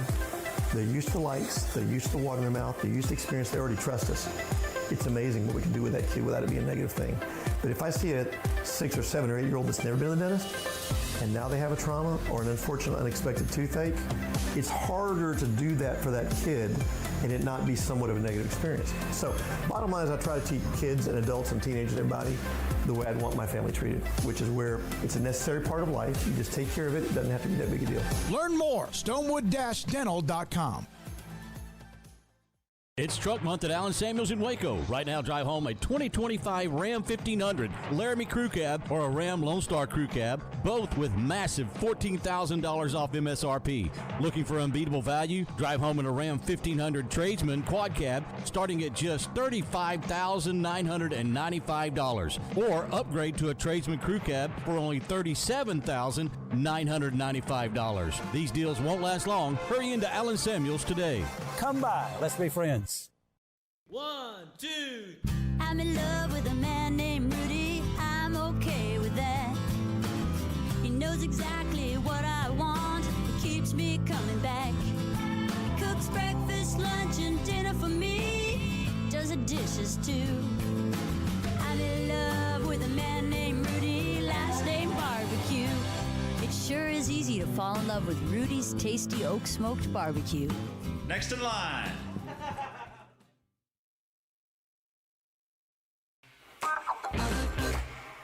This is 365 Sports, powered by Sikkim365.com. The 5 o'clock hour is brought to you by Edward Jones and financial advisor Cam Heathcott. Edward Jones, making sense of investing. Now here's David Smoak, Paul Catalina, and Craig Smoak. Kyle Yeomans, one of our former interns and employee. I mean, like he started, we gave him his break, and I'll brag about him forever because he's now doing great work, doing play-by-play, and of course doing all the stuff he does for DallasCowboys.com, which is the main gig. That's where the main paycheck comes from, is DallasCowboys.com. Kyle, this is, I think you like the draft more than the season, or at least equally. It's close. It is. Yeah, I would put it equal on top of it because I love the NFL draft. I've loved the draft since I was working with you. Yeah, guys. yeah. No, I've known this about you since you were 16. So yeah. Yeah. I mean, I would do draft bios and write-ups whenever I was at ESPN Central Texas with you guys, and then working with Smokey and Craig and you, of course, Paul, and you guys would bring me in sporadically, even as an intern, and just be like, hey, what are we talking about with the draft? What are we talking about whenever it was 2016, 2017 at the time, for sure. Yeah. No. So yeah, it's I love the draft. It's very fascinating to me. I do think there's too much of it. Like, this process is way too long now. Yeah. I get, it's kind of like elections. Elections used to need to be a year long because you had to get on a train or a horse and buggy, and you had to do these whistle stop tours. Well, now there's planes and the internet, so you don't really need that. So, there are things like you'll be at the Big 12 Pro Day here in a few weeks, like we will. So that makes it a whole lot easier for everybody. The Combine does. I think more leagues will start doing pro days just because the scouts will be like, hey, that thing where I just get to go to Dallas and watch all the guys and I don't have to go to Tucson and to Phoenix and to Salt Lake and to Provo, all in a run. We like that better. But your thoughts on the early goings of the Combine as it relates to guys the Cowboys would be interested in? What has kind of hopped out to you? Yeah, I mean, initially we've just seen really defensive linemen, linebackers that have run and competed in the drills so far. There's been a lot of talk around guys like James Pierce out of Tennessee, because going into the week there was kind of a buzz around a character concern, what he was like off the field, what he was like from a work ethic standpoint. He and the GMs around the league have kind of squashed that going into it. He's still an elite pass rusher, and during his time at Tennessee, he showed that. Well, he squashed the off-the-field stuff this week when going into the combine and the media availability early on, and then he stepped on the field yesterday and just put up some great numbers. I think when you look at the edge rushers from a whole, he's going to be one of the top edge rushers in terms of 40-yard dash, 10-yard split, and then even vertical as well. I mean, he was a winner yesterday. And then another one is Shamar Stewart out of Texas A&M, of course, down there in your neck of the woods, or close there too, in Waco. Shamar Stewart is a guy that stood out at the Senior Bowl, had 2 great practices, was really dominant off the edge in one-on-one drills, team drills. He stood out in Mobile, took the 3rd day off, did not compete in the game, decided to pack it up and say, hey, I'm going to get ready for the combine. He showed out yesterday, ran a great 40-yard dash for his size. He weighed in at let me get my notes up. I think it was 269 pounds was his total weigh-in, and then he comes out and runs just a lightning fast 40-yard dash. So it was a 4.6340 is what he put up there. Just an incredible player. I think if you look at his production, only had 4 sacks in each of the last couple of years. So the production wasn't necessarily there for Stewart, but the film, he led the team in pressures last year for the Aggies. He's still very disruptive in the backfield. And then you pair that with the size and speed that he showed at the NFL Combine. It was really impressive. Yeah. So let's talk running back, Kyle. I don't think there are 20 guys in this draft that are better than anybody that's currently on the Cowboys roster, in my opinion. Yeah. And so that's good, because they've been kind of ignoring this for a little bit, and trying to make do. I'm not, and I think Rico Dowdle is fine, but if they want, they've got to maximize the output of the offense. So to maximize the output of the offense, Dak is probably about at his max. If you see, he's at his max, but to help get him to where that's the most effective, they need a playmaker back there. Yeah. Ashton Jeanty is the dream pick at 12, and it's likely he'll be there. What do you think about Jeanty, Hampton, some of the other backs that fit what Brian Schottenheimer and Clayton Adams really want to do? Yeah, this is the best running back class that I've covered in my now 6 years of officially doing this and 10 years of unofficially doing it, like we were talking about at the beginning of the segment. I mean, this is a loaded class. And if you wanted to put one possibility for the Cowboys to not pick Jeanty at 12, I still think if he's there, he would be the selection because of what you just outlined, the way he would add an element to this offense that they don't have. He's immediately your bell cow, your 3-down back. He's going to play all 3 downs, and he's durable enough to do so. The workload in college doesn't bother me. Some of the best running backs in the league right now that have been around for quite some time had a big workload in college. Derrick Henry, Saquon Barkley, just to name a couple of them, and they're still doing things, even in their second team, late in their careers, they're still making a significant impact. Jeanty can be that for Dallas. The only reason he would not be the pick is if Dallas, like many of these other teams that are in the first round, are looking at this class and saying, okay, if I don't get Ashton Jeanty early, I can wait until the second round to get a starting caliber running back, or the 3rd round to get a starting caliber running back. Now, I think Dallas has to address it in those first 3 rounds, because remember, they're without their 4th round pick. They traded that for Jonathan Mingo in the middle of the season.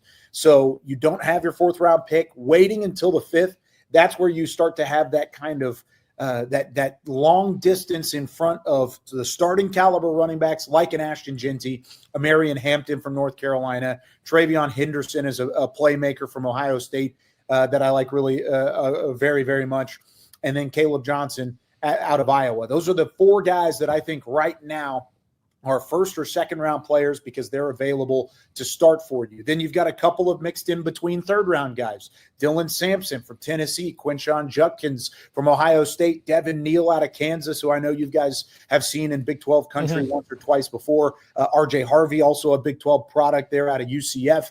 And then Jordan James from Oregon, who's going to have an official visit with the Cowboys this week. So they're looking at running back. They're interested in running back. And I think they're going to address it in the first 3 rounds. It depends on how they view this running back class, because I think the Cowboys, if Genty is there at 12, that's going to be the toughest decision they make, because he is a playmaker. He's ready now. He played his high school football in the same building that I'm doing this interview in right now over at the Star in Frisco. He would love to be a Cowboy. The Cowboys would love to have him. But does the value fit when you have so many other needs that you have to fill?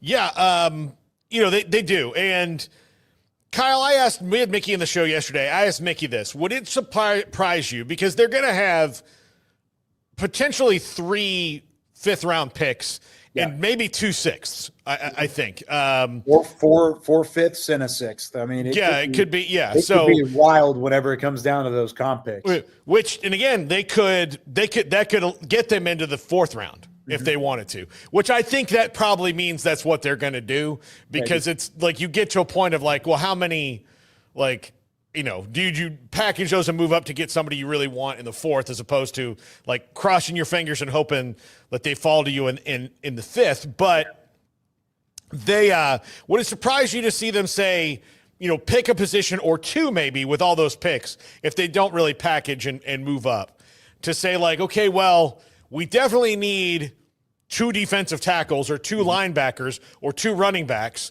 Like, let's spend 2 picks on there. So say they drafted Ashton Genty at 12, they could easily in the 6th round pick a guy, like Jarquez Hunter or somebody like that.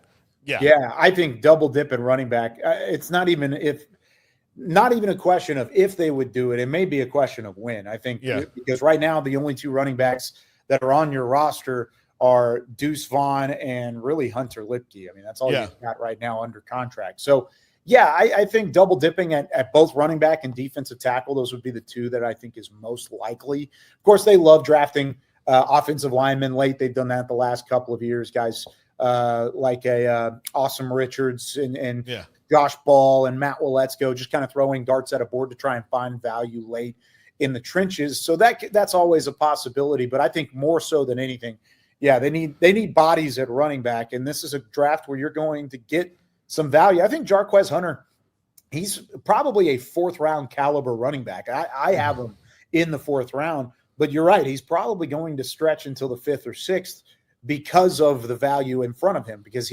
even though he's a 4th round grade on my board, he's my 15th rated running back. So there's other guys that are in front of him that will be spread out as well. And he's not the only one. I think Jadon Blue from Texas is in that category. Rocket Sanders from South Carolina is there. Trevor Etienne is going to meet with the Cowboys this week out of Georgia. So there are options along the way at running back. I think they would double dip. It's going to be somebody in those first 3 rounds, and then I think in the back half of the draft. And even if they do go up and get a pick in the 4th, because I think that's a possibility. There's a chance they trade out at 12 if they feel like the board is dried up to a certain extent. I don't think the board will dry up. I think they'll have a 1st round graded player there at 12. There's probably 14 guys that are 1st round caliber in this draft. They'll get one there at 12. And then you turn around, and if that doesn't happen, you could possibly trade back like they did last year, pick up a premium pick, a quality pick, and then maybe try and package some of those 5th or 6th round picks to get back up into the 4th. So I don't think the Cowboys are set in stone. When they get those comp picks, I think we'll have a better idea of what their value is and where they could move and shake. But they're going to move at some point in this draft. It just depends on how the board falls to them. Yeah. What is your thought on, say Ashton Genty does get sniped before 12, which I think it's probably 60-40 he makes it to 12. Maybe a little bit like 60-40 he does, because of the the needs and the teams in front of them, and then the value of the running back position, and have all 32 teams changed their tune about it after a year ago where they were kind of all proven wrong, and that their philosophy was maybe a little wonky. Yeah. And then, of course, given the depth of the draft, like if you're like, okay, I really need a wide receiver, I'm going to take Luther Burden or Tet McMillan. I can take Omarion Hampton, right off the bat in the second round, more than likely, or something like that. But I'm going to throw this out for you because he is a guy who can do a lot of things and is a super fun player. Cam Scattaboo in the third, maybe. That would be maybe the floor. Cam Scattaboo in the third. Do you like that fit for the Cowboys? You're right. He can do a lot of things. He's very versatile, and my goodness, he put on a show in the latter parts of the season.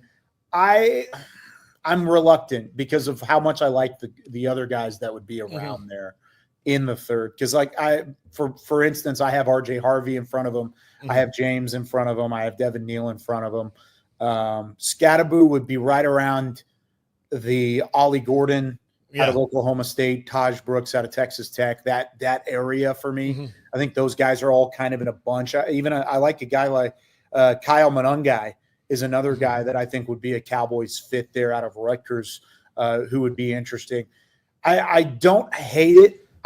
If he is the pick, though, I think they would be dried up at 76. That means there's 12 running backs or 13 running backs off the board, because even some of the guys that I have rated behind him, I want a guy who can create. I want a guy who can do it on his own despite what happens up front in the offensive line. I think Scattaboo does that, but with his versatility and lateral ability, I don't think it mixes as well to the NFL level as some of these other running backs that have that elite creator vibe to them whenever it comes to moving away and vision and sort of explosion. He's got a lot of great traits, but I just don't know if they line up the same way as some of these other guys. Yeah, I love Cam Scattaboo. I think he's going to be a really interesting NFL player.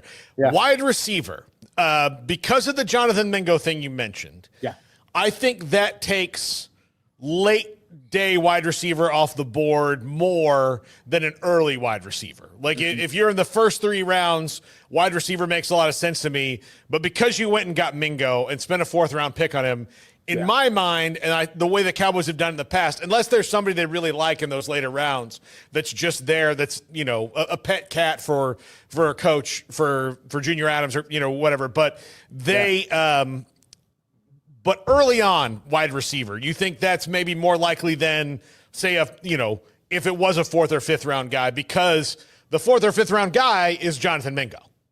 Yeah, and also Jalen Brooks and Ryan Flanoy. I mean, they've thrown darts at the board whenever it comes to the wide receiver position late recently. So, yeah, I agree with you completely because they have bodies there. Jalen Tolbert, I mentioned Brooks, I mentioned Flanoy, you got Mingo.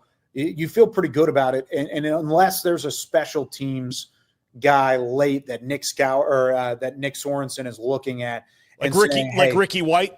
Yeah, something like that. Even Ricky Wright, he's getting some draft pub too. I mean, UNLV product. He's starting to kind of climb boards. That may be a 4th round pick when it's all said and done. So I don't know if Dallas even gets a shot at him. But yeah, if it's somebody that could possibly make an impact on special teams, you could see that happening in the 6th or 7th. But they've thrown darts there. They have those guys in the building. What they need is an elite number 2. They need a guy to complement CeeDee Lamb, to continue to give Dak Prescott a safety blanket and some level of consistency.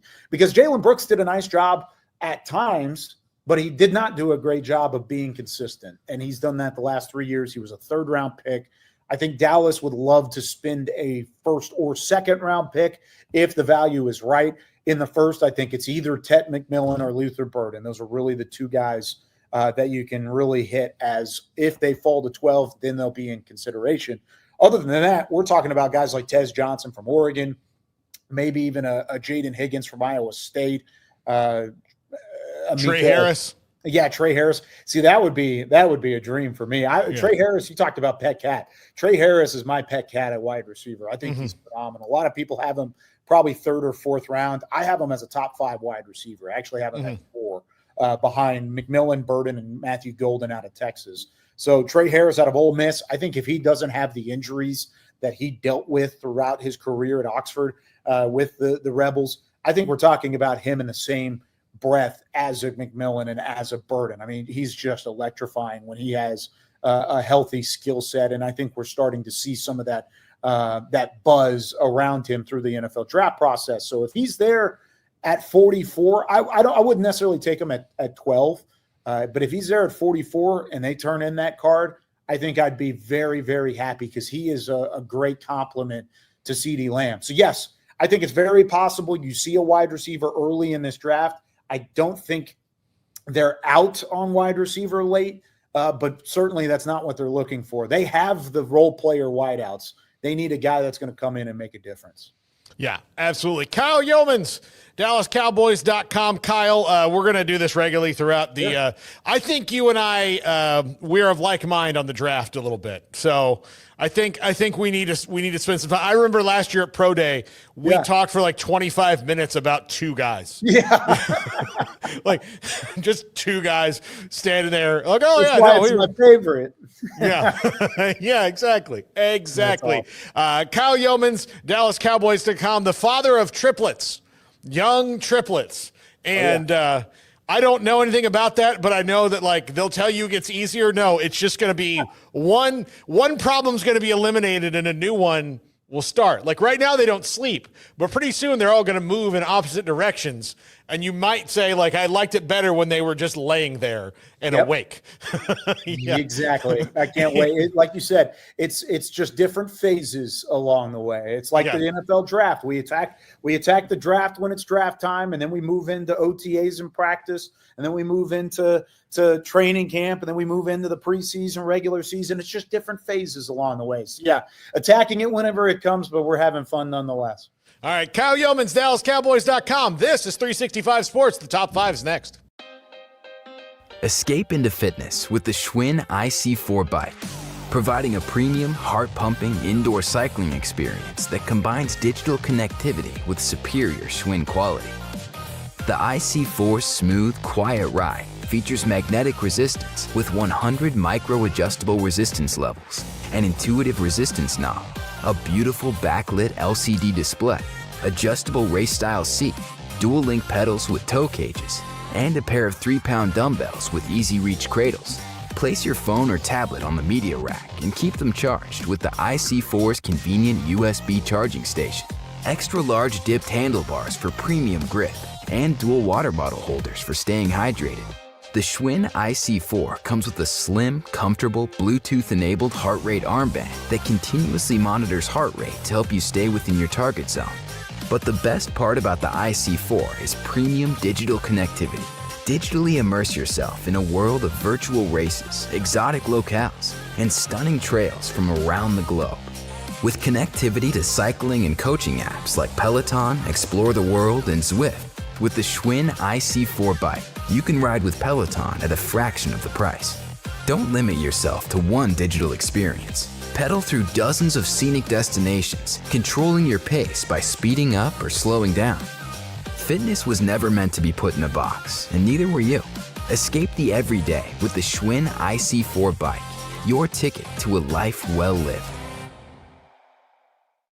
If you're looking for a wheeled cooler, this is the Arctic 52-quart ultralight wheeled cooler. I hauled it on a deck, I hauled it downstairs, upstairs, grass, gravel, sandy road, mud puddles, the whole bit. And I gotta say, it is pretty darn tough. I really do like the wheels and the tow handle. It's easy to hold on to, even when full. It made it 6 full days with ice present, still keeping cool enough temperatures to keep drinks cold. This is a great cooler. And if you're looking for a new wheeled cooler that tows really nicely, this is a great option.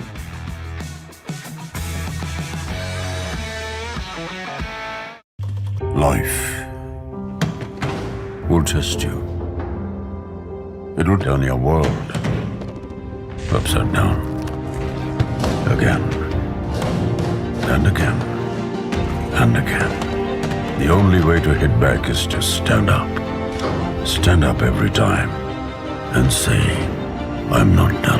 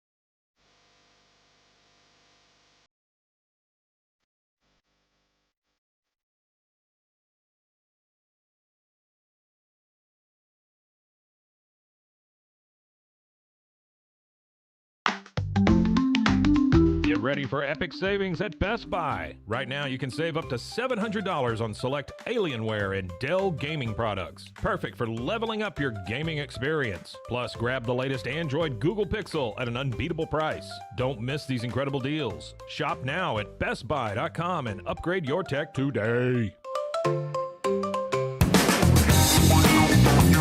This is Paul Catalina's Top 5, brought to you by Ticket Club. Forget the fees, just big savings. Click the link in the description to find out more. Welcome into Paul Catalina's Top 5, brought to you by Ticket Club. Best Hackman movies of all time.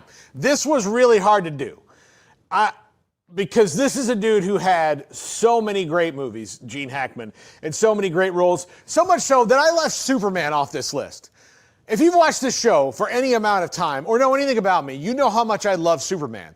And I love Jean Hackman's portrayal of Lex Luthor. In fact, since it was the first portrayal of Lex Luthor I'd ever seen, it was the way I've informed every Lex Luthor performance since then, because Jean was so damn good at it.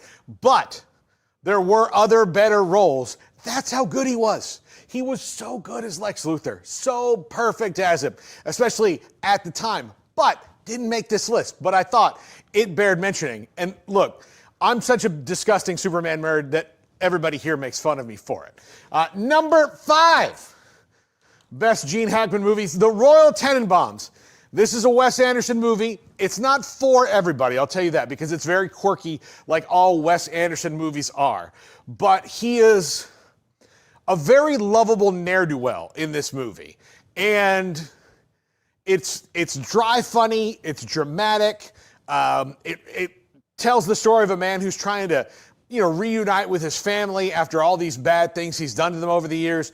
And it's such a good, heartfelt movie, and he's so good in it. He's so weaselly, and he's just trying to do the right thing. I cannot recommend this movie enough. If you are a movie buff, you'll love The Royal Tenenbaums if you haven't seen it. And if you have, you know exactly what I'm talking about. Number 4, Get Shorty. So most movies, Jean Hackman is kind of a badass, right? He's kind of a dude who's, whether he's a good guy or a bad guy, like he's badass at whatever he does. But in Get Shorty, with John Travolta, Rene Russo, Dennis Farina's fantastic in this movie as well. Jean Hackman plays a very hapless movie director, kind of a scammer a little bit. And all this befalls him because if he's trying to get this movie made, the one movie that he's ever produced that would actually be good. It's so funny. He gets his ass whipped several times in the movie. This is a very funny scene. Danny DeVito, of course, in this movie, and just hilarious as well. This is one of my favorite roles of his, and it's also one of my favorite of John Travolta's, who has very few really good roles. I'll tell you that right now. Travolta's like 1 in every 10 movies he does. He knocks it out of the park. The other 9 are total garbage. But Get Shorty, watch this one. It's infinitely rewatchable and hilarious. Number 3, The French Connection. Popeye Doyle. What a great character name. Just a badass. Just an absolute badass in this movie. The car chase scene alone revolutionized filmmaking forever. This is a go-to crime drama anytime that you want to watch one. Like, it's absolutely the 70s crime drama. Like, it's the pinnacle of it. I love it. He's so good in this movie. And the car chase scene, you'll watch it and then you'll go back and watch it again because it's so freaking good. Number 2, Crimson Tide. This is probably Smokey's favorite Gene Hackman role because it also intersects with one of Denzel Washington's best roles as well. And in this movie, like I talked about yesterday on the show a little bit, he is not really a bad guy. He's certainly the antagonist of the movie, but he's a guy who thinks he's doing the right thing and loses sight of what the right thing really is. And you have this mutiny on this submarine, and it is tense. Even before the conflict hits, this is a tense movie from the beginning and just rises and rises and rises and rises. And he is He's just so intimidating in this movie. It's so great. And there's only a few actors that could have stood toe-to-toe with him in this movie, and that's Denzel Washington, which is another reason that makes it so great. And number one of the best villain roles of all time, Jean Hackman in Unforgiven. Unforgiven flips the roles of the good guy and the bad guy. Clint Eastwood, he killed women and children. He's a bad guy, but he's trying to make amends and do one good thing before he's over.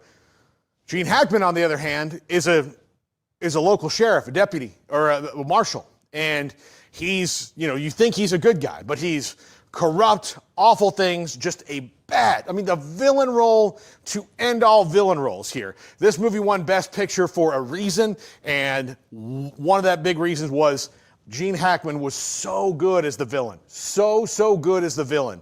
I love this movie. I need to rewatch it. As a matter of fact, it's been a while since I've seen it. But those are the top 5 Jean Hackman roles. And my apologies to Bonnie and Clyde and No Way Out and The Conversation and every other great Jean Hackman movie. You couldn't make it in here. I'm sorry. But that's going to do it for us. Have a great weekend, everybody. Adios.